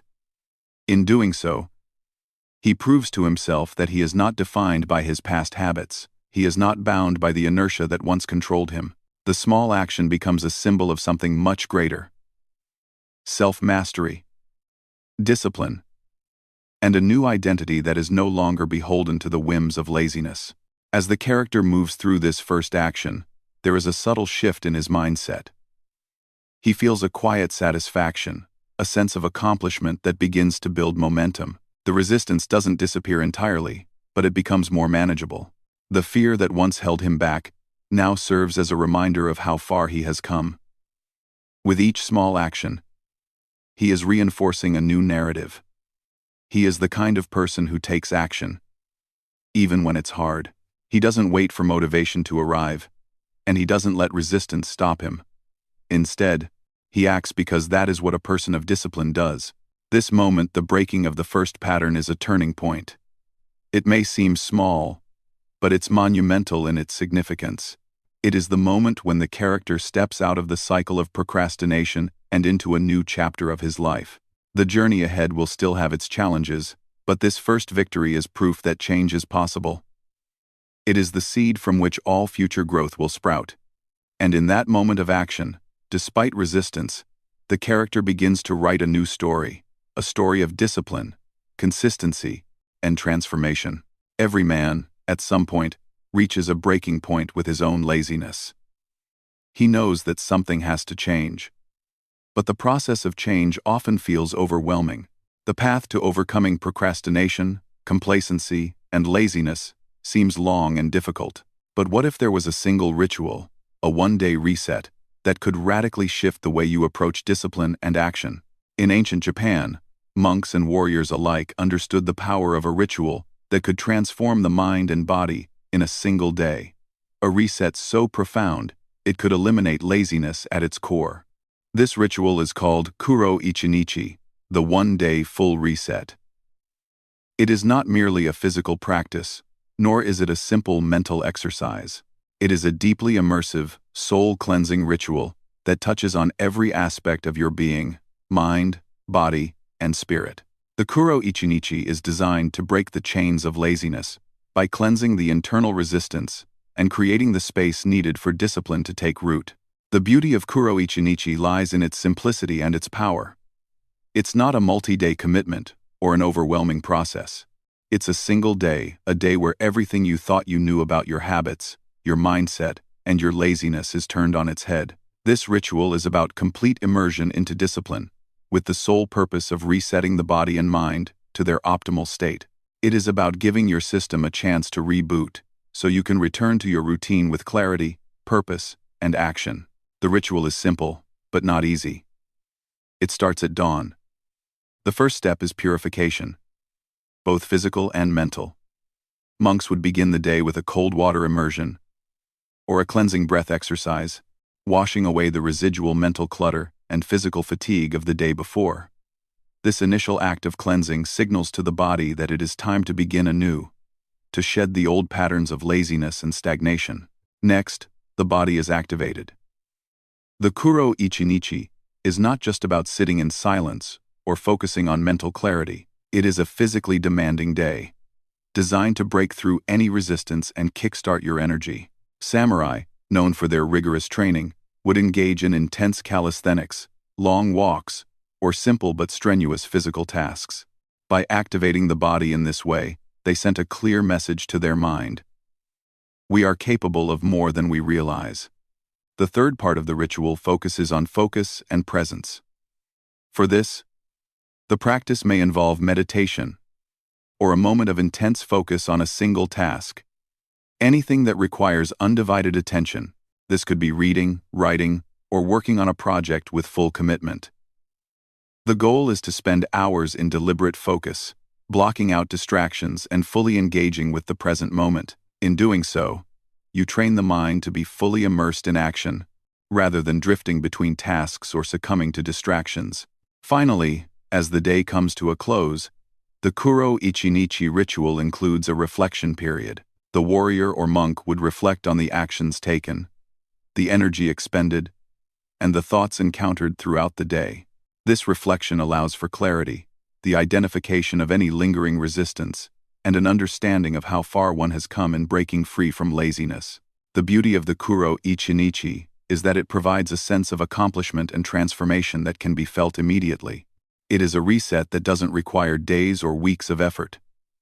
One day of complete immersion into discipline, action, and presence can permanently change how you approach tasks, challenges, and daily routines. The key is in the execution. Committing to a full, unbroken day of intense action and self-discipline, free from excuses and distractions. This ritual becomes the reset that clears the path for a future of sustained action and continuous growth. The Kuro Ichinichi ritual is a powerful tool for resetting your mind, body, and spirit. In order to make this process actionable and effective, it must be approached with clear, step-by-step intent. Below is the breakdown of the ritual, guiding you through each stage with precision to ensure you experience a true, transformative reset. 1. Purification. Early morning. Begin the ritual at dawn, as the world is still quiet and your mind is not yet clouded by the demands of the day. The first act is purification, both physical and mental. Start by performing a cold water immersion or splash your face with cold water. This act is not just to shock your body into wakefulness. It symbolizes the cleansing of yesterday's habits and distractions.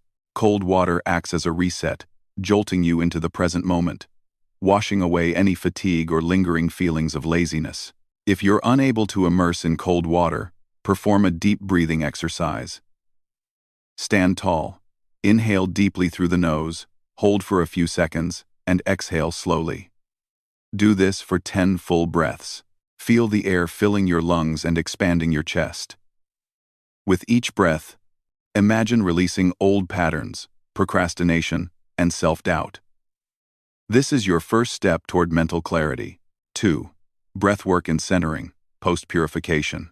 Next, focus on your breath.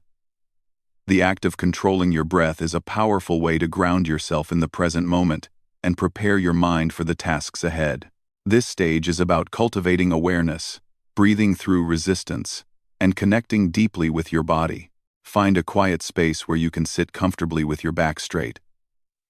Begin with a series of deep breaths, inhaling through your nose for a count of 4, holding for 4, and exhaling slowly through your mouth for 6 counts. Continue this for at least 5 minutes. As you breathe, let go of any lingering thoughts of self-doubt or resistance. This isn't about forcing yourself into a state of perfection. It's about creating space between you and your distractions. Focus solely on your breath and the feeling of your body in the moment. 3. Minimalism, creating space for clarity. Now, move into the next phase, minimalism. Clear the distractions from your environment. This could mean tidying up your workspace, putting away your phone, or eliminating any other visual or mental clutter. The samurai knew the importance of creating a space where they could focus fully on their training. In the same way, you need a space that invites discipline, not chaos. By stripping away unnecessary noise, both physical and mental, you create room for your intention to take hold. Take 5 minutes to declutter your immediate environment. Put away anything that doesn't serve your goal for the day, whether it's objects, technology, or even lingering thoughts.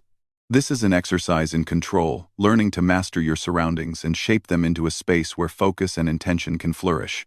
4. Setting intentions, purposeful action. With your body purified, your breath centered, and your space cleared, it's time to set your intention for the day. This is where you decide how you will approach the challenges ahead, not with motivation, but with clear intention. What will you accomplish today? What are the tasks or projects that demand your attention? Take 5 to 10 minutes to write down your intention for the day. Focus on the most important actions you need to take, no matter how small. Your intention should be simple and focused, free from overwhelm. For example, it might be, I will complete one important task today, without distractions. Or, I will move my body and work through resistance. This is your commitment, the task you will focus on throughout the day. 5. Act. Take immediate action. The final and most crucial step is to act. This is where the ritual separates those who plan from those who execute. Acting without hesitation is what transforms intention into results. Choose one task aligned with your intention and begin immediately. Do not wait for the perfect moment or the right feeling.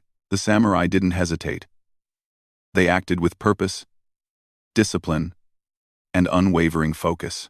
Begin with the smallest task, whether it's starting your work, exercising, or engaging in a difficult conversation. The key is to begin right away, without any internal argument or delay. The momentum of starting will carry you forward, and you'll find that the task becomes easier as you continue. This breakdown of the Kuro Ichinichi ritual provides a clear and actionable process for transforming your mindset and overcoming laziness. It's not about perfection, but about creating a single day of discipline that will reset your habits and reinforce your new identity. By following these steps, purification, breath, minimalism, intention, and action, you can begin to break free from procrastination and take command of your life. As the character moves through the final steps of the Kuro Ichinichi ritual, the transformation he has been working toward comes into focus. This moment is the emotional peak of his journey, a moment when the heaviness of procrastination, doubt, and laziness finally shatters. The tension that has been building throughout the ritual reaches its crescendo, and the character experiences a profound shift. He has not only completed the ritual, but he has also completed a critical part of himself, the part that once resisted change, that clung to old habits and patterns. The day began with discomfort, the cold water, the breath work, the decluttering, and yet, through every small action, something has shifted. Now, as the final moments of the ritual approach, the character finds himself standing on the other side of his resistance. The actions that once seemed impossible, sitting down to work, starting that difficult project, or following through on his commitments, are no longer filled with fear or hesitation. he has faced the battle within himself and emerged victorious. Completing the Kuro Ichinichi ritual is not just about finishing a single day of focused action. It's about breaking through the mental barriers that have held him back for so long. The ritual has been the crucible, the fire through which his laziness was burned away. The inner resistance that once felt like an immovable force is now reduced to nothing but ash. As he moves through the final steps, he feels lighter, free of the weight of procrastination and doubt. The beauty of this moment lies in its simplicity. He doesn't need an extraordinary feat or an overwhelming rush of motivation. Instead, he feels a quiet but powerful shift. It's the feeling of clarity, of action taken without hesitation. It's the calm confidence of knowing that he has proven to himself that change is possible not because he was perfect, but because he acted despite imperfection. The character has crossed a threshold. His laziness, once a persistent shadow over his life, no longer defines him. The chains that once bound him have been broken. This transformation isn't just mental, it's visceral. The body, activated by the ritual, now feels more energized and alive. The mind, cleared through breathwork and minimalism, is focused and sharp. And the spirit, once weighed down by resistance and self-doubt, is now aligned with purpose. He stands in the aftermath of his ritual, not as a man who is merely motivated for the moment, but as a man who has reshaped his identity. He is no longer the person who hesitates or procrastinates. He is a man of action, of discipline, of consistent effort. The Kuro Ichinichi ritual has accomplished something profound. It has broken the cycle of laziness that held the character captive for so long. In this final moment, he feels the weight of that freedom. The internal narrative has shifted. He is no longer the man who waits for motivation to strike.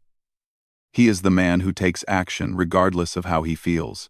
This is the beginning of a new chapter, one in which the character can move forward with confidence, knowing that his laziness has been conquered not in one great moment of inspiration, but through consistent, purposeful action. As he steps away from the ritual, the transformation feels complete. The character knows that the path ahead will require continuous effort. But he no longer fears it. He has faced his resistance, broken his old patterns, and emerged stronger. He is now ready to carry this newfound strength into every part of his life, knowing that he is capable of achieving whatever he sets his mind to. For many men, the struggle with laziness and inconsistency boils down to one simple issue: relying on motivation. Motivation, while powerful in the short term, is fleeting.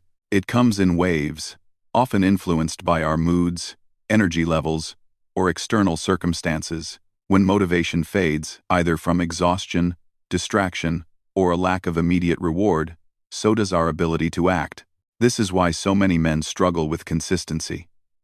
They wait for the right moment to feel motivated. But this moment rarely comes. The key to overcoming this cycle of inconsistency is not relying on motivation at all. Instead, the samurai understood that the path to mastery and discipline is built on identity, who you are, not how you feel.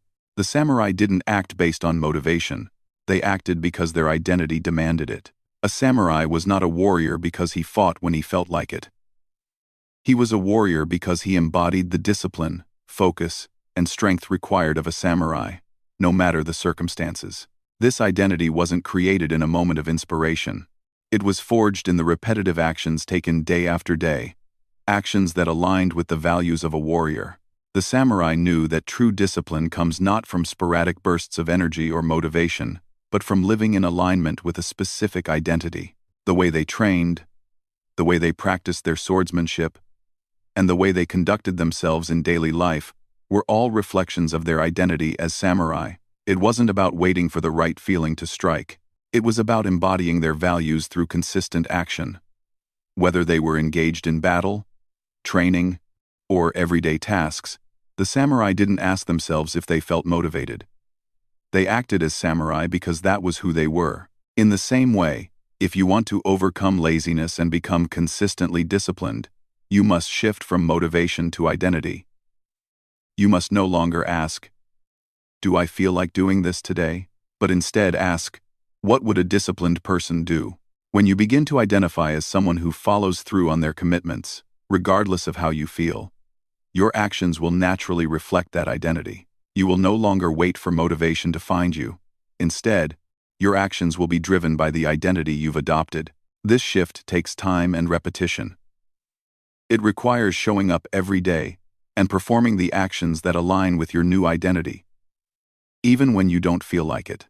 Each time you act in accordance with your new identity, no matter how small the action, you reinforce that identity. This is how the samurai formed their identity, not by waiting for motivation, but through the daily, consistent actions that made them who they were. In time, this process becomes automatic. You no longer have to fight with yourself to take action. Your identity leads the way, and your actions follow without hesitation. To build this identity, begin with small, consistent habits. These habits should be simple and achievable, yet aligned with your higher values. Whether it's exercising every morning, completing a task without procrastination, or showing up for your commitments, each action is a step toward becoming the person you wish to be. As you repeat these actions, day in and day out, your identity will shift. You won't just be someone who does disciplined things occasionally, you will be someone who is disciplined, consistently, and without fail. To live with the discipline of a warrior, you must transform your daily life into a series of intentional rituals. Rituals that ground you in purpose and structure. The samurai didn't merely practice discipline during training sessions or on battlefields. Their entire lives were structured around maintaining focus, discipline, and presence. From the moment they woke up until the moment they went to sleep, every action was deliberate, every task infused with intention. Living like a warrior doesn't mean you need to fight in a literal sense, but it does mean you must approach each day with the mindset and structure of a warrior. The foundation of this warrior lifestyle begins with the morning. The morning. Start with purpose. The samurai believed that how you start your day sets the tone for everything that follows. The morning is the moment when you can solidify your commitment to discipline. A chaotic morning often leads to a chaotic day, filled with distractions and indecision. On the other hand, a purposeful morning is like a battle-ready warrior, focused, controlled, and clear on their mission. Begin each morning with a ritual that primes you for the day. This can include simple actions like waking up at the same time each day, making your bed, or drinking water to hydrate your body. These small tasks may seem insignificant, but they are foundational to establishing a sense of structure. Each action, no matter how routine, is an act of discipline. By starting your day with simple but intentional rituals, you signal to your mind that this day will be one of purpose, not procrastination. Body, physical activation and routine. Just as the samurai trained their bodies to be ready for any challenge, you must do the same. Physical activity is a non-negotiable part of living like a warrior. It's not about building impressive muscles or achieving perfection, it's about keeping the body strong and ready to act at any moment. Physical exercise wakes up the body and energizes the mind. Incorporate regular movement into your morning routine. This could be as simple as stretching, doing calisthenics, or going for a brisk walk. The key is consistency. A warrior's body is maintained through constant care, and so should yours be. Physical activity doesn't just build strength, it builds resilience, both mentally and physically. Every time you move, you break the inertia of laziness, reinforcing the habit of action. Breath, control, and focus. Breath work was a cornerstone of samurai practice, helping them maintain calmness and clarity in the midst of chaos. By controlling the breath, they learned to control their minds. Breath is the bridge between body and mind, and it is a powerful tool for managing stress, gaining focus, and maintaining presence throughout the day. Incorporate breathwork into your morning ritual. Start with simple techniques like deep breathing or box breathing. Inhale for 4 counts. Hold for 4. Exhale for 4. This practice not only calms the nervous system, but also reinforces discipline. The act of focusing on your breath is a reminder that you are in control of your body and mind, regardless of the challenges the day may bring. Presence. Focus on the now. Being present is perhaps the most warrior-like trait of all. The samurai lived in the moment, fully aware of their surroundings and their actions. This focus allowed them to perform at their best, whether in battle or in daily life. To live like a warrior, you must cultivate this presence throughout your day. Start by setting clear, focused intentions for each task you take on. Whether it's work, personal projects, or relationships, commit to being fully present and engaged in the task at hand. Avoid multitasking or distractions, which dilute your focus. The warrior mindset is one of complete immersion in the present moment. Every action, no matter how small, should be carried out with complete focus and presence. Transforming ritual into lifestyle. Living like a warrior daily requires integrating structure into your life in a way that aligns with your values. It's not about rigidity or perfection, it's about consistent action that reinforces your identity as someone who is disciplined, focused, and resilient.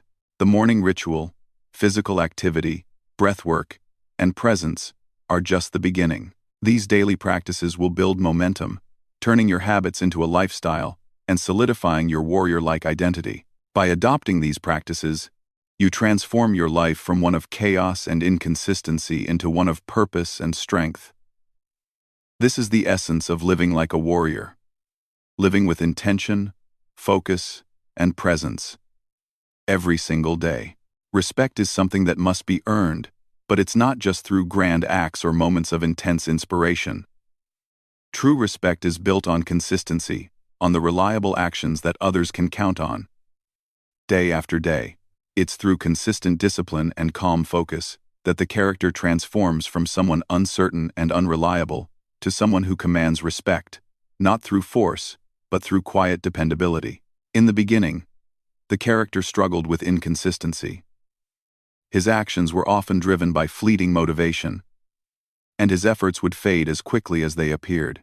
But as he moved through the rituals, the daily practices of discipline and self-mastery began to shape his identity. The rituals were no longer mere tasks. They became the foundation of a new way of living. Slowly, the character began to act not out of emotion or temporary motivation, but from a place of identity, a man who honors his word and maintains focus, no matter the external circumstances. This shift from unreliable to reliable is not dramatic or immediate. It happens over time, in the quiet moments when the character chooses to act, even when it's inconvenient, even when it's hard. It happens in the small commitments he makes to himself and others, the promises he keeps, and the way he carries himself through his daily actions. The character begins to see that respect doesn't come from shouting the loudest or performing dramatic feats. It comes from quiet, consistent action. It comes from doing what you say you will do, whether or not anyone is watching. As his actions align with his values, he starts to notice a change in the way others respond to him. His consistency has earned him a reputation. A reputation not for being flashy or dramatic, but for being reliable. People know that when he commits to something, it will get done. He becomes a man of his word, someone others can rely on. This shift in how others perceive him is a reflection of the deep transformation that has occurred within. He has stopped living for external validation and has instead built a foundation of self-respect and inner discipline. The character's journey toward reliability is grounded in the samurai principle of Siri, which means order and organization. By maintaining structure in his daily rituals, he has developed a mind that is calm, focused, and capable of sustained effort, whether it's waking up at the same time each day, adhering to a workout routine, or staying committed to his work without distractions. Each action reinforces his identity as someone who can be trusted to follow through. In turn, this discipline allows him to approach challenges with a calm, steady resolve, never rushing or panicking, but always acting with purpose. This reliability does not mean perfection. It does not mean never making mistakes or facing setbacks. What it means is that, no matter the circumstances, the character is someone who rises each day, continues to honor his commitments, and strives to be better. His calm consistency, in the face of adversity or complacency, is what ultimately earns him the respect of those around him. In the end, the character's transformation is not just about physical strength or mental resilience, it's about becoming a man who can be relied upon, This reliability is what others respect most. It's the result of years of small, consistent actions, actions that build a reputation and an identity that can never be questioned. The character has become someone who doesn't need to prove himself anymore. His actions speak louder than any words could, and his calm consistency is the foundation of his newfound respect. In the pursuit of discipline and self-mastery, many men fall into the trap of pushing too hard, too fast. They set lofty goals, try to overhaul their entire lives overnight, and expect instant results. But the truth is, rapid, drastic change is often unsustainable. It leads to burnout, frustration, and eventually, a return to old, familiar patterns. The Japanese concept of kaizen, meaning continuous improvement, offers a more sustainable approach to personal growth. Kaizen is about making small, incremental improvements every day. Improvements that, over time, compound to produce significant transformation. This philosophy teaches that you don't need to make massive changes all at once. Instead, focus on small, consistent steps that lead to lasting growth. The principle of Kaizen is rooted in the idea that even a 1% improvement each day can lead to remarkable results over time. By making small adjustments to your daily habits, you begin to shift your mindset and create lasting change. Rather than trying to revolutionize your entire life in a week, Kaizen encourages you to embrace the idea that growth is a gradual process, and each small victory adds up. Imagine if, every day, you made a 1% improvement in your habits. Whether it's in your work, fitness, or mental focus. At the end of a month, you'd be 30% better than when you started. Over the course of a year, this approach would result in a nearly 400% improvement. This exponential growth, driven by small, consistent actions, is much more sustainable than trying to achieve dramatic transformations in short bursts. The key to Kaizen is not overwhelming yourself with perfection or immediate results, but committing to steady progress, no matter how small. The power of Kaizen lies in its ability to keep you grounded. It allows you to make progress without the pressure of achieving instant perfection. It also reduces the fear of failure, because the improvements you're making are so small and manageable. If you miss a day or fall short in a particular area, you don't have to feel like you've failed. The beauty of Kaizen is that it's about the long-term journey, not perfection in the short term. Every day is another opportunity for improvement, no matter how small. This concept can be applied to every aspect of life. For instance, in fitness, instead of trying to double the intensity of your workouts, focus on gradually increasing your effort over time. A 1% improvement in your workout might mean adding a few more push-ups, stretching for an extra 30 seconds, or walking a bit faster. In work, it could mean improving your productivity by developing a better system for managing your time or learning a new skill each day. In mental clarity, it could mean spending 5 minutes each morning meditating or practicing focus. By embracing Kaizen, you develop a mindset that is built on sustainable, lifelong growth. You stop expecting radical transformations and instead focus on consistent, daily improvements. This creates a foundation for long-term success and a deep sense of accomplishment as you continuously evolve and build on your progress. The key takeaway is that Kaizen isn't just about striving for perfection.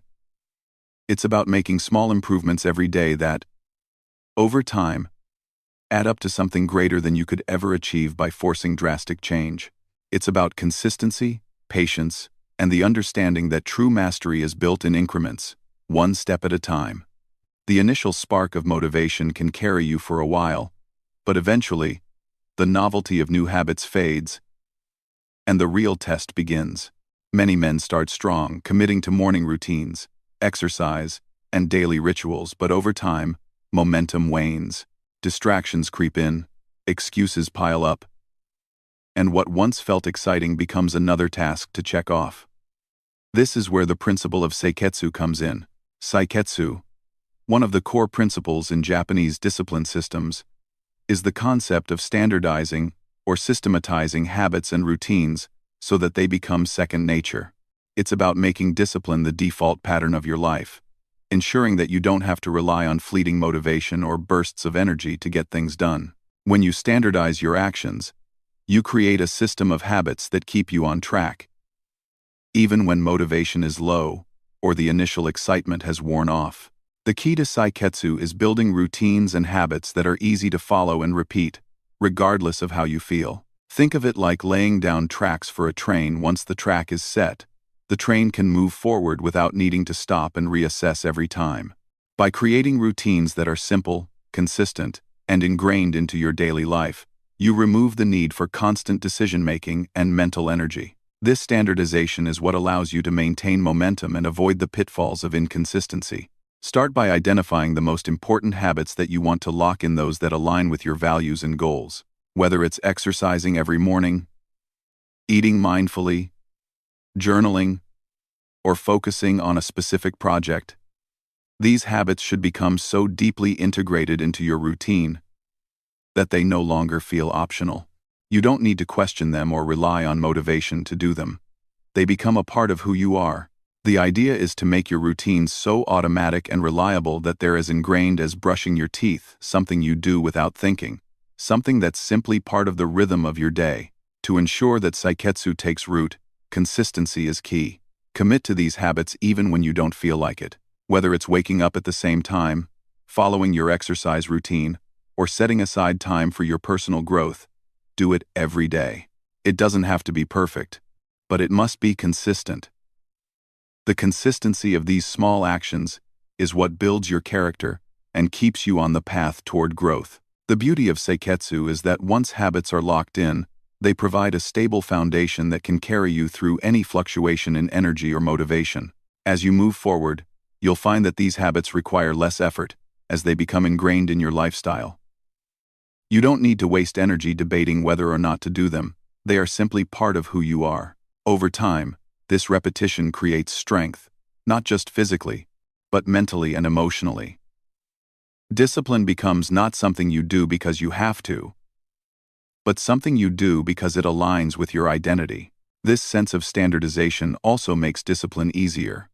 By turning your rituals and habits into systems, you create a self-sustaining cycle of positive actions.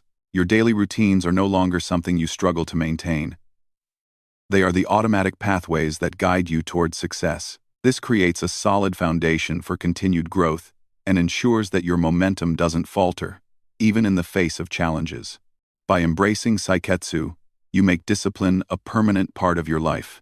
It's no longer something you strive for in moments of motivation. It becomes your default setting, guiding your actions, mindset, and behaviors without effort.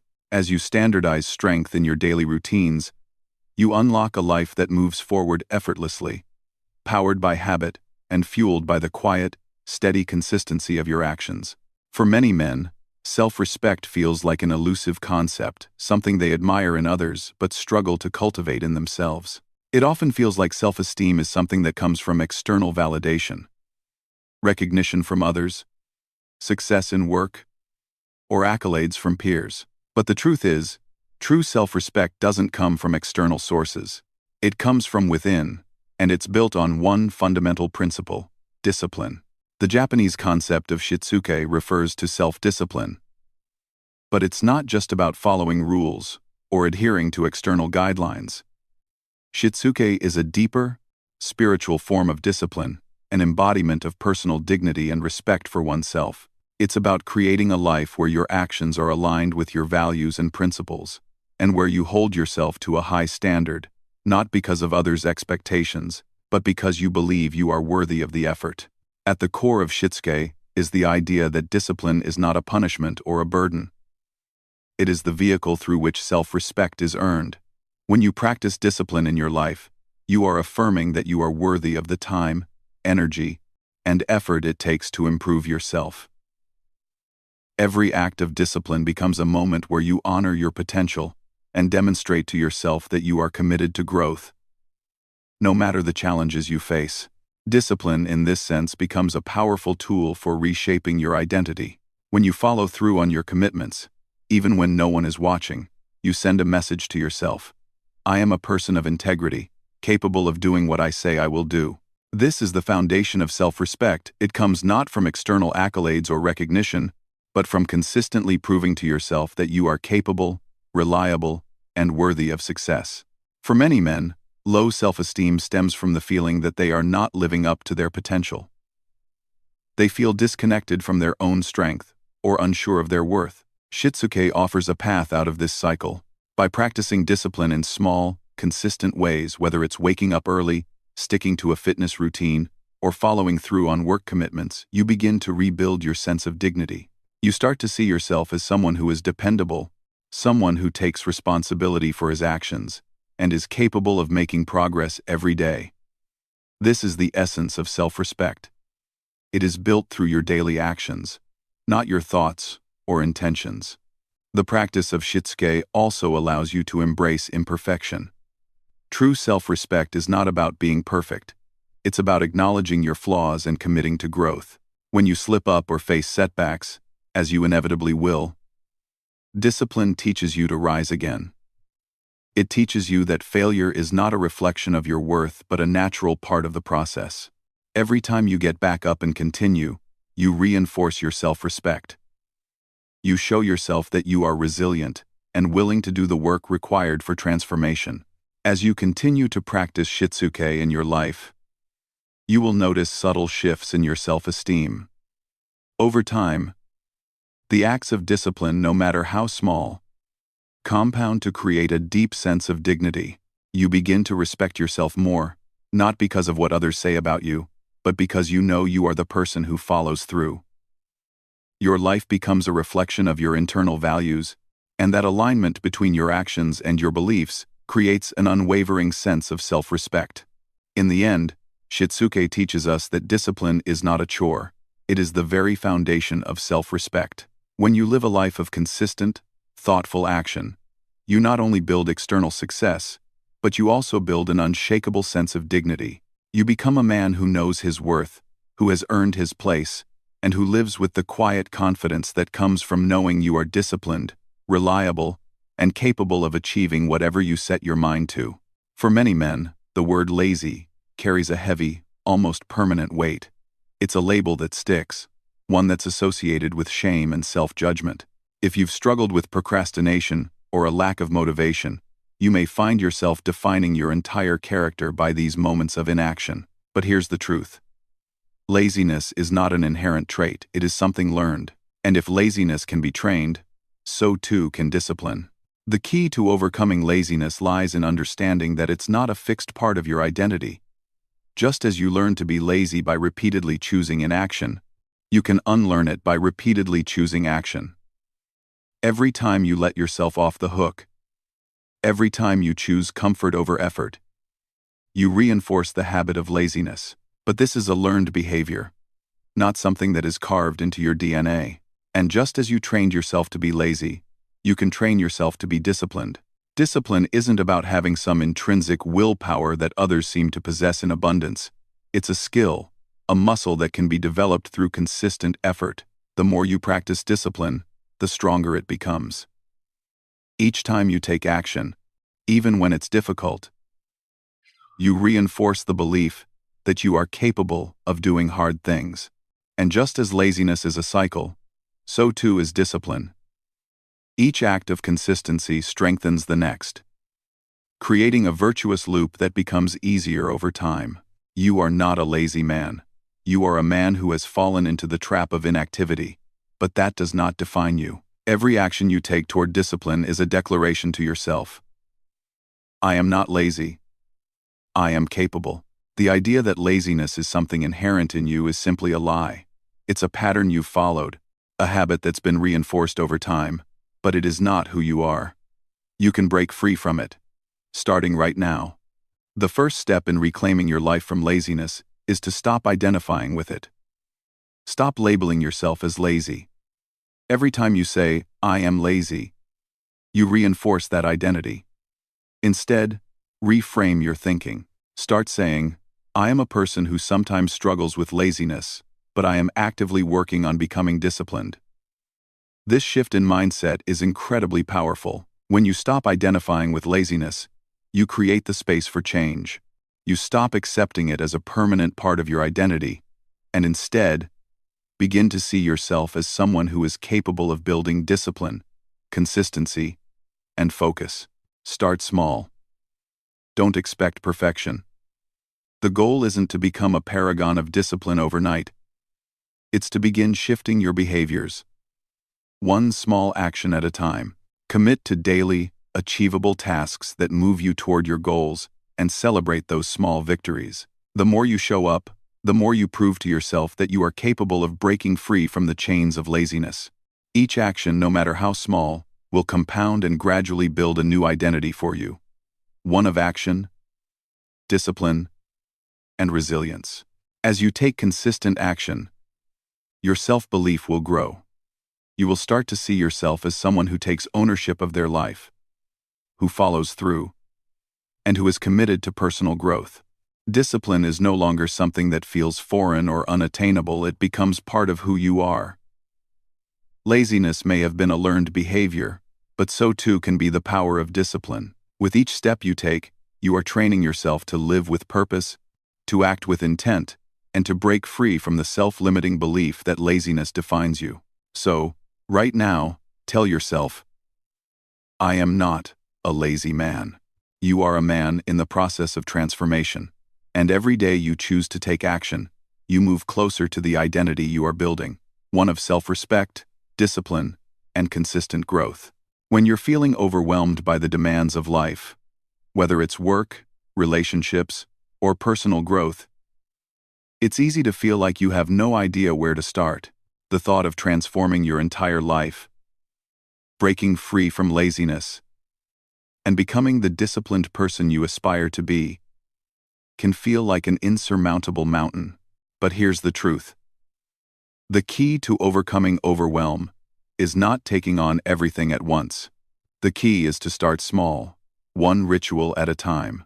The Kuro Ichinichi ritual, which resets the mind and body, might seem like a huge undertaking, but in reality, the first step is as simple as beginning with one small action each day. You don't need to overhaul your entire life in one day. Instead, choose one small, manageable ritual and commit to it. By focusing on one habit, one ritual, you create a manageable starting point, a place where you can begin to build momentum without feeling overwhelmed by the bigger picture. The power of starting with one ritual is that it sets the stage for everything that follows. You don't need to get everything right today. All you need to do is take the first step, and then the next, and so on. The momentum you build from completing that first ritual will propel you forward and make the next steps easier. The most important thing is to simply begin, and starting with one ritual is the perfect way to do that. A great place to start is with a morning ritual. The morning is a powerful time to set the tone for the day, and by choosing one small action to commit to in the morning, you are creating a ritual that will serve as the foundation for all the other habits you want to cultivate. For example, you could start by waking up 15 minutes earlier than usual, using that time to drink water, meditate, or stretch. It doesn't have to be long or complicated. The key is consistency. By making this small ritual a part of your daily routine, you set a standard for your day, a foundation that reinforces your commitment to living with discipline and focus. Another way to start is by choosing a small task that you can complete every day, no matter how small it may seem. It could be something as simple as writing down 3 things you're grateful for each morning, or taking a brief walk after lunch. The power lies not in the task itself, but in the consistency of performing it daily. Over time, this simple ritual becomes a habit, and once the habit is established, it becomes part of your identity. You don't question whether or not you'll do it. You just do it. Because it's now who you are. A man who follows through, who begins each day with intention and purpose. The important thing is to avoid perfectionism. Don't worry about doing it right or comparing yourself to others. What matters is that you start. As you begin to build one daily ritual, it will become easier to add more over time. Small actions lead to greater momentum, and soon you'll find that one small ritual has turned into many, each reinforcing your growth and your ability to follow through. So, today, make it your goal to begin with one simple ritual. Don't wait for the perfect time or the perfect circumstances. Start now. Commit to that one ritual, and let it be the beginning of a new chapter in your life. You have the power to transform. And it starts with taking that first, easy step. The path to breaking free from laziness and embracing the discipline of a warrior doesn't happen overnight. It's a journey of commitment, persistence, and transformation. But the great news is that you don't have to wait for some miraculous moment of inspiration or motivation to start. You can begin today, right now, by committing to a simple, yet powerful, 100-day discipline rebuild. This is your invitation to embark on a 100-day journey that will transform the way you approach life. Over the next 100 days, you will build a foundation of consistent action, no matter how small or simple the steps may seem. Each day, you'll take one deliberate action toward your goals. By committing to these daily rituals, actions, and habits, you will slowly and steadily break the cycle of procrastination and complacency. You will become a man of action, a man who consistently follows through, day in and day out, without needing to wait for motivation. The 100-day challenge is more than just a timeline. It's a mindset. It's about making a commitment to yourself and proving, over and over again, that you are capable of maintaining discipline even when it's difficult, even when it's inconvenient. By focusing on a consistent, daily practice of discipline, you begin to break down the mental barriers that once kept you stuck. In these 100 days, the goal is not perfection. It's progress. It's showing up every day, no matter how you feel, no matter what distractions come your way. Each day is an opportunity to reinforce the belief that you are a disciplined, capable person. It's about creating habits that no longer feel like a chore, but become second nature. Whether it's waking up at the same time every day, committing to a morning routine, exercising regularly, or focusing on your most important tasks. These small, consistent actions will compound to produce massive change.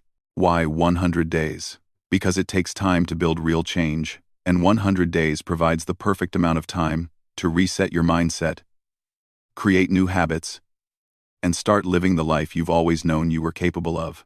In the first 30 days, you'll experience the early challenges of adjusting to a new rhythm. But by day 60, those habits will start to feel more natural, more ingrained.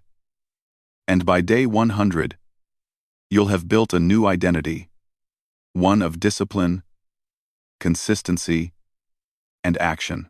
The beauty of this 100-day commitment is that it's simple. You don't need to overcomplicate it. Focus on your ritual, on the small, repeatable actions that will shape your daily life.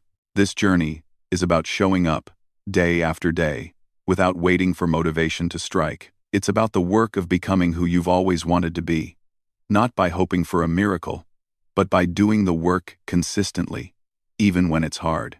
At the end of these 100 days, you won't be the same man who started. You will have proven to yourself that you are capable of discipline, that you are capable of taking action, and that you are worthy of the effort it takes to create lasting change. This 100-day rebuild isn't just about accomplishing tasks. It's about rebuilding your identity. You are no longer a man who is held back by laziness. You are a man of consistent action. You are a warrior who shows up, no matter the circumstances. So, I invite you to take the first step today. Commit to your 100-day journey, and let it be the beginning of a new chapter in your life. Every day, no matter how small the action, brings you one step closer to the man you're meant to become. This is your time. Your 100-day discipline rebuild starts now.